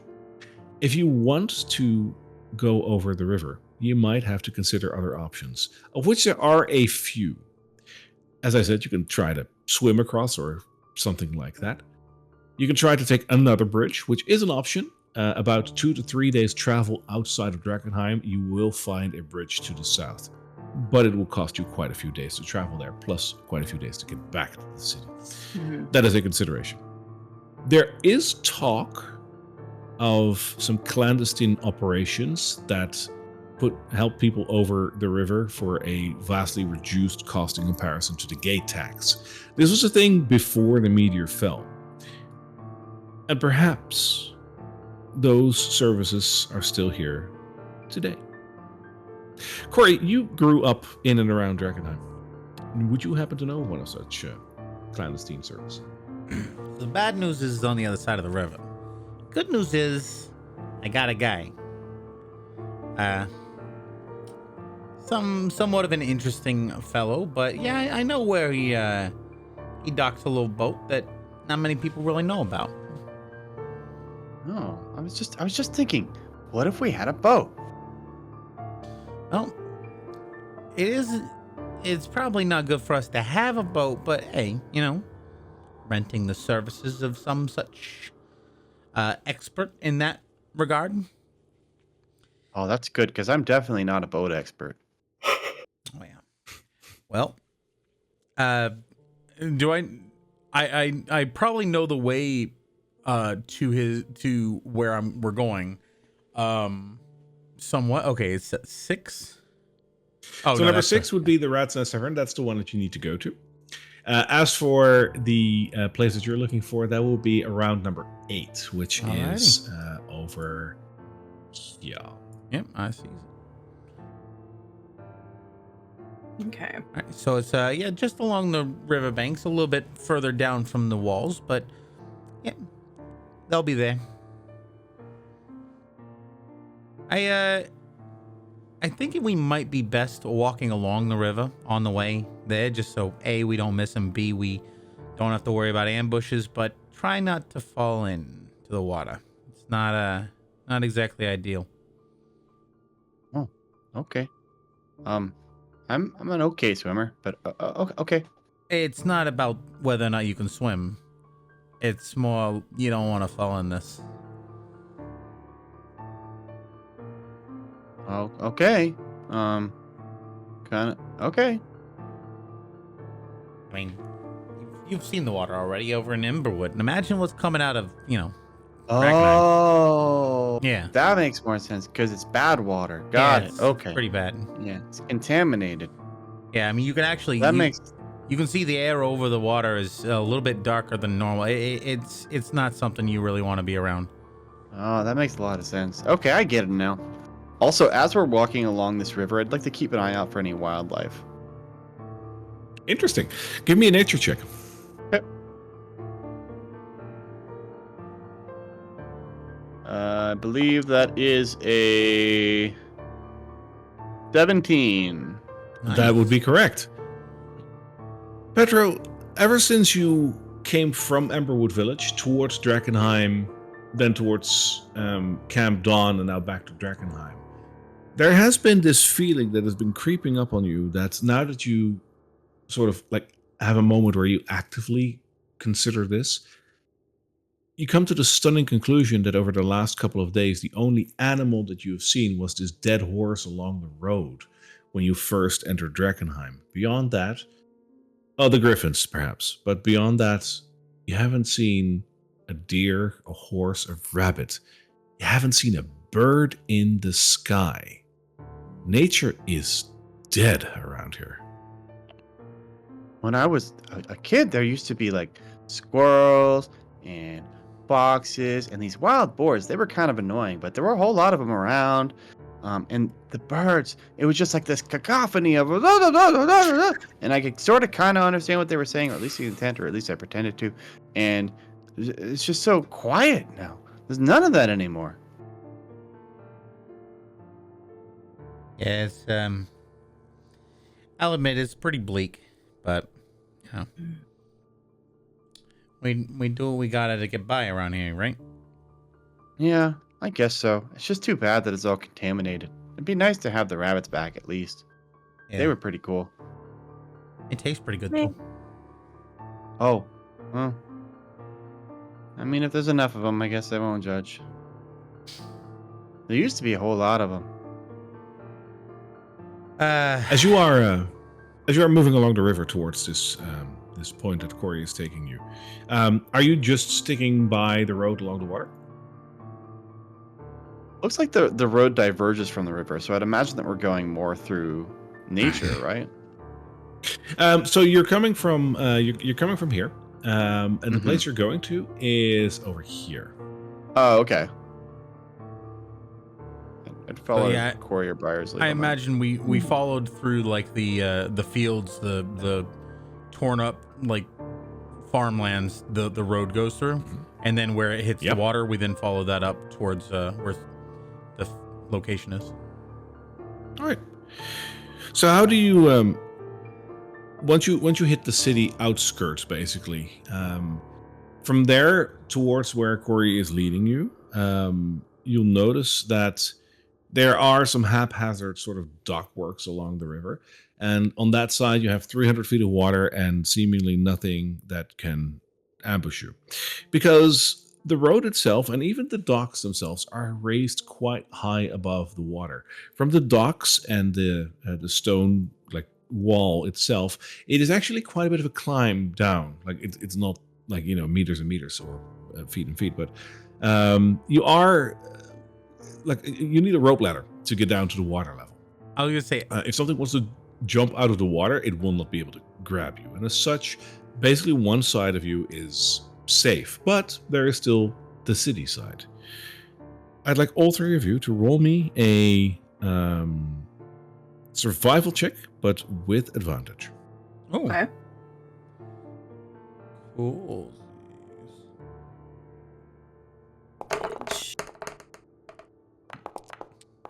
I just rolled twice. That is fine. Yeah, an 18. Ooh. 11. And a 15, right? Mhm. All right, so 15, 18, and 11. As you are moving up to where Corey is leading, I imagine, Corey, you're also just leading the pack at this point. Yeah, once we get to like the building area, I'm a little bit more cautious watching into the building. I'm not really paying attention to the water so much, but yeah. All right. So you're just met with a lot of broken buildings and horrid scenarios of a city, that has been given up.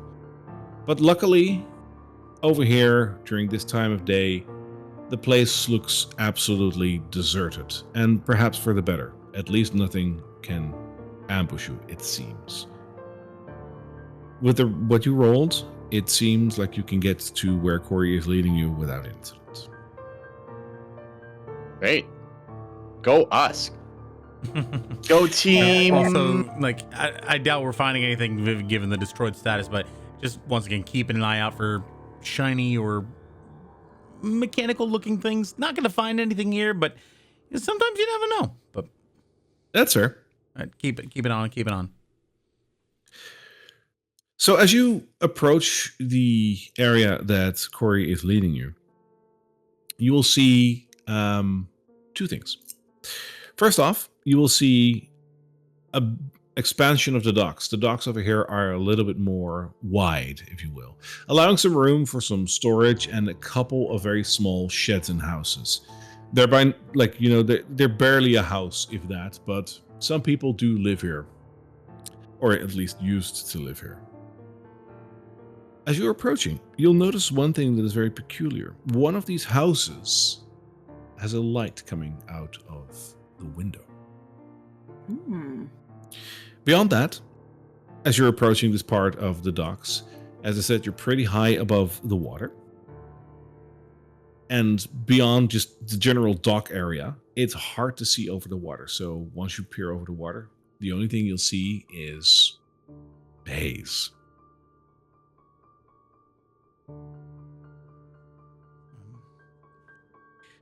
I'm gonna try to and he's gonna whisper to them. I want to see if I can see what's going on in that window. Make sure we're not getting ambushed or anything. Okay, and he's gonna get out his claws as if he's gonna start climbing. Hey, I'll stand guard out here. No. If you look through the window, you'll see that there is a singular candle on a table. Can I see the walls and the floors? Like, it obviously there's no one else in the room. It doesn't seem like there's anyone else. The walls and the floors look cheaply made and not built to last, and probably built right before the meteor somewheres. So it looks past its prime and ready to crash in on itself. Based on the candle's lit, right? Yes. Based on the amount of wax around the base of it and pooling, does it look like it's been lit for a while, or does it look like it just recently was lit? There's no wax around the base at all. All right, I'm going to stop and try to basically I'm near the window, peering in, and I'm going to try not to move at all and just hold my breath and try to hear. Do I hear any footsteps or walking sounds or anything? You will not. No.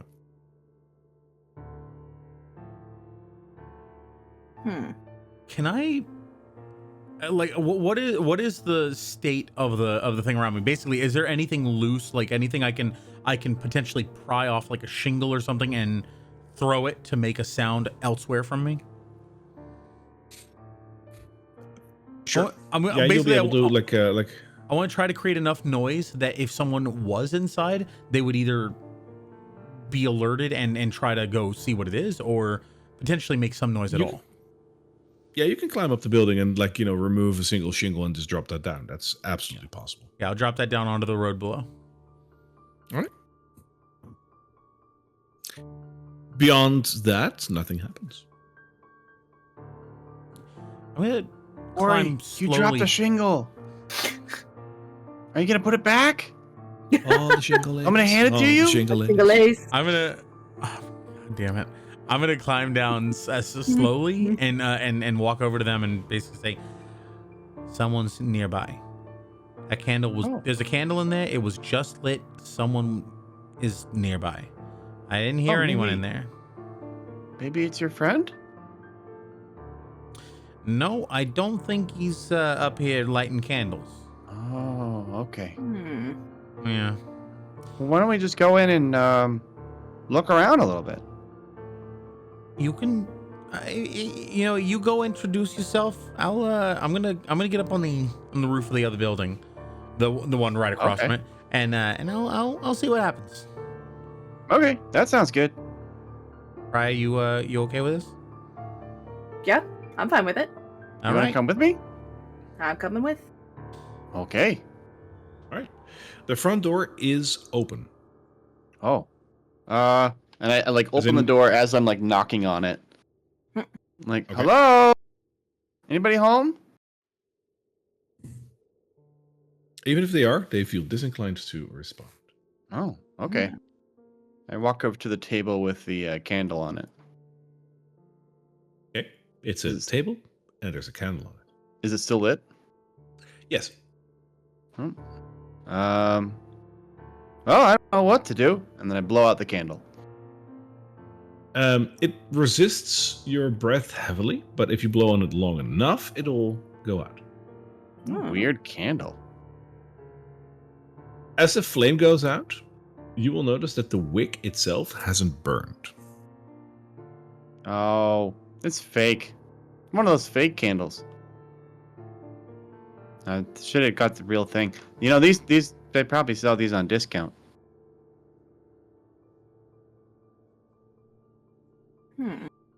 Briar, you're better at like looking around and finding stuff. Do you see anything suspicious in here? Do you think there's anybody around? So in the house itself, other than the house is pretty Spartan. So there is this one table with a candle on it. There's a chair next to it. There is a second room in this house, which is a lot smaller than the one that you came into, where there is a bed and there is a footlocker.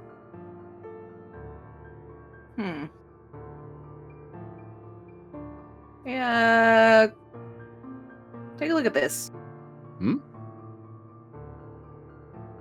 What am I looking at specifically? The footlocker. Oh, All right. they probably keep shoes in there. So the footlocker has a name on it. I read it.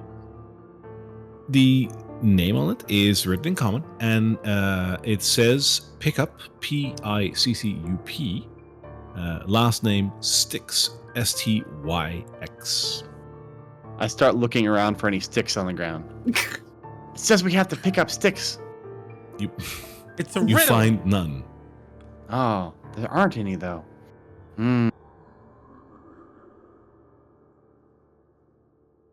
What do you think, Briar? I'm not too sure. It's either a name or something inside of it. Let's open seems it. like kind of a silly name. Yeah, go for it. Did you find anybody? We found it. We found sticks. You found sticks? Well, Oh, kind of. okay. And We think they're locked in a box, though. sticks is locked in a box? Hang Yeah, on. there's sticks in a box. I'm coming over here. Hang on. And Corey's Yeah, gonna yeah, come yeah. over. You're good with boxes. All right. Oh, I see what you thought. Yeah. Okay. Yeah. No. It's a misunderstanding. Here, and let me show you. And he opens up the box. All right. So as you open up the footlocker, there is a couple of items in there. There is a stack of all but rotted away clothing. It kind of looks like the kind of stuff that fishermen wear. You know, the longer coats to protect from water and rain, and the river sloshing over the side of your boat. A couple of boots, like say 2 or 3 pair. There is also a small bag in here. Yeah, this is just Styx's stuff.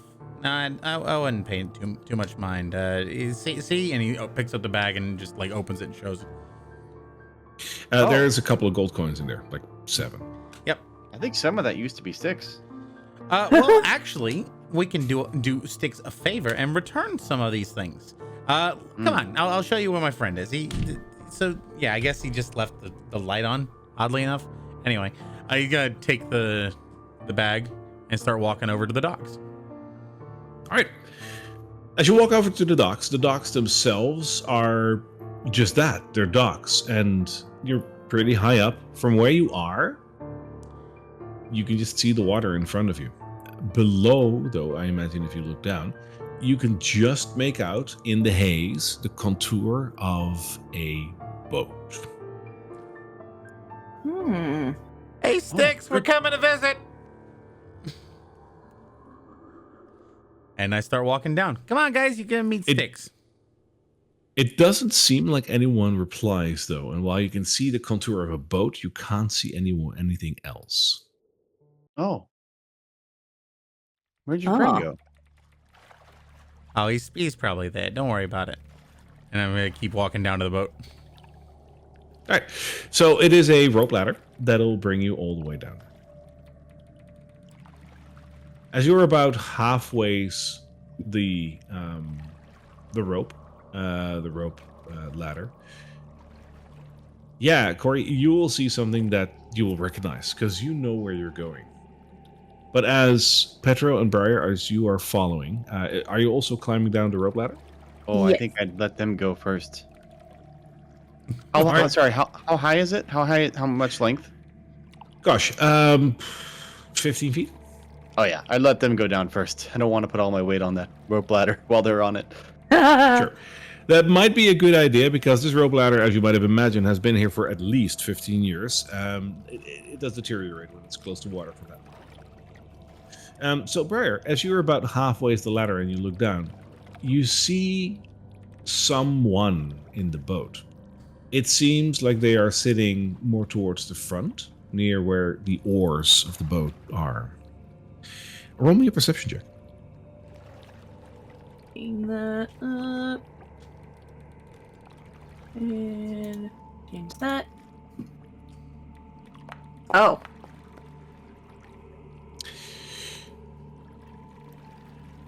That's all. You notice that there is someone sitting there. The 7. Yeah, 7. Roll a 7. Damn. So I'm gonna yell out, Sticks, remember last time I said I'd owe you one? Well, I got it. I come bearing my return. Bearing some coin. Doesn't I Briar imagine have Corey- that floating light thing though? Oh, good point. Ooh, yeah. She's gonna go ahead and it's gonna activate Norman. Am I going to turn on Norman? Okay, so as you do that to shed a little bit more light on this dire docks situation, you will see a most peculiar thing. There is indeed a person sitting in this boat, which is like a dinghy, you know, like one of those rowboats. He is sitting next to the oars, and you can see one of the oars that is lying in the water and then like waiting for it to be picked up so you can row with it. But the other oar isn't just resting there. It has been fused to this person's arm. It is an extension of this person. And as you look at this person, you notice that there's something off about them. For one, they don't have a nose. Their eyes have been replaced by tiny purple specks. By all accounts, this kind of looks like one of those husks that you've seen before a couple of days ago when you went into Drakkenheim. Corey? Yeah. Who is this? Oh, this is Sticks. Oh, good old reliable Sticks. This guy, he knows this river better than anyone else. Trust me on that. He looks like one of the things we've been fighting in Drakkenheim. Yeah, but don't judge a ferryman by his rotting skin. He's perfectly upstanding when he's, you know, not standing up though. You know, whatever. Are you sure he's even alive? I'm pretty sure he's not, actually. But don't worry about it. Don't let that get past. You know, don't let that get under your skin. Get it under his. Come on. He'll be delighted to meet you. Get it? Delighted? You got rid of his candle? Never mind. So bad. She's just gonna pinch the bridge of her nose and just, oh god, why am I here? The cool thing is, his boat can seat like 6 people, which is like 2 people plus 1 Petro. It's perfect. That's actually what I was going to ask. Yeah, I was going to ask how many people can sit in the boat. So there would be room for about 4, maybe 5 people, or 1 Petro and associates. So yeah. Yeah. All Okay, right, guys, so Corey- I'm coming down, and I like start like try very awkwardly lumbering my way down the rope ladder. The rope ladder, like I would have definitely let you roll if there were 2 of you on the rope ladder, but you were ahead of me, smart cookie. So the rope ladder will be fine, and you will make it down. I suspect that Petro has had many accidents similar to that in the past, and at this point he just knows, like, okay, only one person on the ladder at a time. So Corey, you're the first one down. What do you do? No, I walk up and I Sticks. Last time I said I'd get you back because I wasn't good for it then. I got the coin. And he pulls out Sticks' own bag of coins and he pulls 3 gold coins out of it. Styx is just looking straight ahead, and as you're doing this, he lifts his head barely to meet your eye, Corey, and he just says, You always know what to say, Sticks. These are my friends. We got Brian, Petro over. Petro, you okay with that ladder? I think my foot got stuck, but I'm almost down. All right. Yeah. So, normal rate. Go across the river. Remember, I said last time I get you. Well, normal is, normally it's a silver. I got gold. See, Brian, I told you you'd love him. Right. And he likes you. That's the first time he's ever said anything different than Oh. No, There. Yeah, Sure. you can take this. He hands you one of the gold pieces from the satchel, and you give it to him, and that'll be your fare.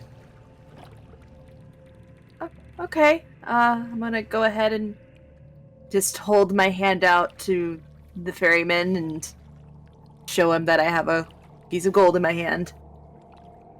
the one hand that is infused to an oar is slowly letting go of the oar that it was holding, and it is rotating it up, palm up, and holding it out there.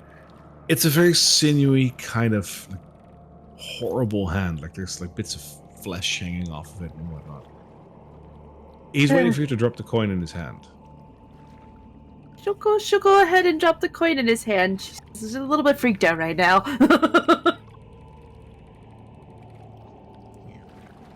As Petro is like climbing into the boat, he kind of looks over at Cord. He's like, are we sure that this guy is okay? Oh yeah, he hasn't had a drop of liquor in a long time, so he's okay to drive. And Petro's going to use divine sense to detect good and evil. Okay. I honestly have to check whether or not he has an alignment at all. He does not. So you don't notice anything. But you do notice he is undead. Yes, You but- probably didn't need that to detect that. So all right, Petro, I'll pay you away. Don't worry about it. And he puts the other 2 coins into his hands and sits down, and it'll be a nice trip. So he takes the coins and he slowly brings them towards a pocket in his all but rotted away tunic that he's wearing. And as he has received 3 coins, his other hand slowly returns back to the oar, and he slowly starts rowing his boat, getting towards the other side of the river. It seems there's no malicious intent with this creature. Yeah, this is not creepy at all. Everything is fine. I'm not scared. Roll, roll, roll your boat.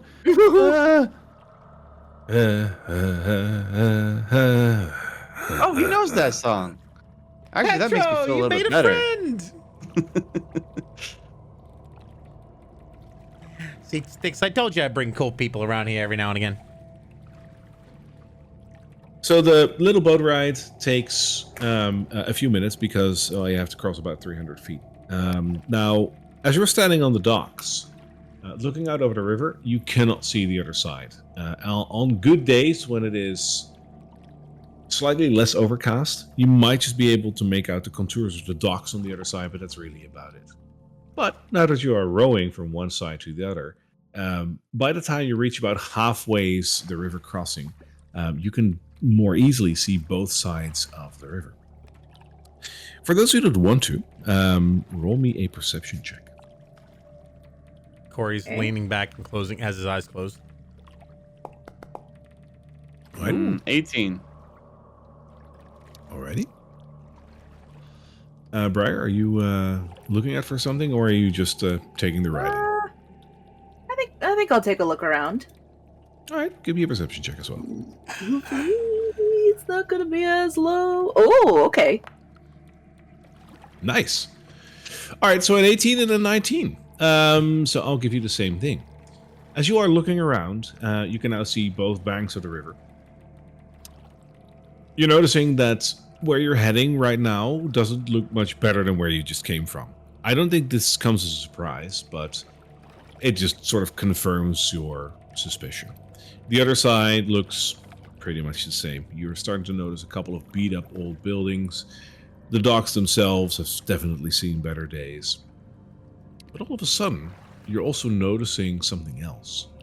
Right to your right, towards the walled-in area of the city. You can now see a little bit over the water, and you can see that the wall itself of the city actually never was built in such a way that there was a portcullis over the water or something, but rather the walls that surround the inner city of Drakkenheim stop at the sides of the riverbank, allowing a complete open area where the river flows through. There's no stonework above the river to close the gap between the walls, but rather it was kept open. And as you look up on this majestic wall that, even though the meteor hit the city, the walls still look gorgeous. You're noticing that at the very top of these walls, on both of the corners, sits a very large stone dragon. You're getting the feeling that the city of Drakkenheim might have just been named after these statues, or that these statues have been placed because the city is called Drakkenheim. It's really either or, probably. As you're seeing that, and you're looking at the other side of the river, you are slowly making your way there. Briar, with the 19, I'm going to give you one more thing. Okay. Now that you are halfway to the river, you can also very easily look like underneath the docks, because the wooden docks are up there a little bit, like, the 10-15 feet that you just climb down on the rope ladder. But underneath the wooden docks, you can still see the stone docks hitting the water behind it. And from here, you can see all the openings towards the sewer, and there's a lot of them. Interestingly enough, a lot of them are actually still in operation, probably pouring away rainwater or water coming from another area of the city. You're noticing that multiple of these pipes are pouring water into the Dran River. A couple of them are barred with large metal bars to probably hold whatever tries to come out inside, except for fluids. But a couple others have their bars either removed or broken out. And perhaps to your astonishment, you're noticing that the ones that are broken out are all broken out from the inside towards the outside. Interesting. With that, you slowly reach the other side of the river. And that is where we're going to end it for today. Ah.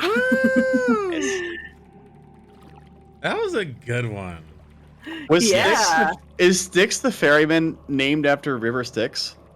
I would assume so. I don't have 100% confirmation, but he is 100% canon. He's in the book of Drakkenheim, so it's not 100% for me. And since he is called like that, it totally feels like that. Yeah, because it is the river and whatnot. So probably, yeah. But I love his name. Look at those big old sticks name. he's holding. He's also holding sticks. It's a nice, like, layered. Yeah. That joke is not mine. That's not original. That's from the OGs. But good stuff. That was a good that was a good session. Yeah, that was We fun. got magic items. I got a bag of Yay! holding. You got stuff. I got a jar of day. Oh wait, no, bag of holding. Oh yeah, and studded leather armor. I needed that. Oof, I like it. All right. So I hope you guys enjoyed it. Either on Twitch or on YouTube or on our podcast, wherever you're watching and or listening to us. We do hope that you enjoy. Thank you so much for being here. Please follow us on all of our socials. We're basically any social network. We're there really. For a complete list, you can find us on our Twitch page or on our YouTube channel. We have a whole list over there as well. We'd hope to catch you over there again. Yep. We will be back not coming week, but the week after with our next Right, we episode. are taking a week off. I would Yes. say check out the Discord. We've got all kinds of amazing D&D loving nerds just like the rest of us, all hanging out in there, having a good time, talking about what their favorite aspects of the game are, and also other games and other areas of nerddom. Yeah, if you liked the episode, if you're listening on a podcast or you're watching on YouTube, please hit that thumbs up button. Please, give us a follow, check us out, and check out the other material we've got. We're here to entertain, and we love being a part of your lives. Tell your friends. And that too. All right. We will see you in the next one. Have a good one. Bye-bye now. Bye, guys.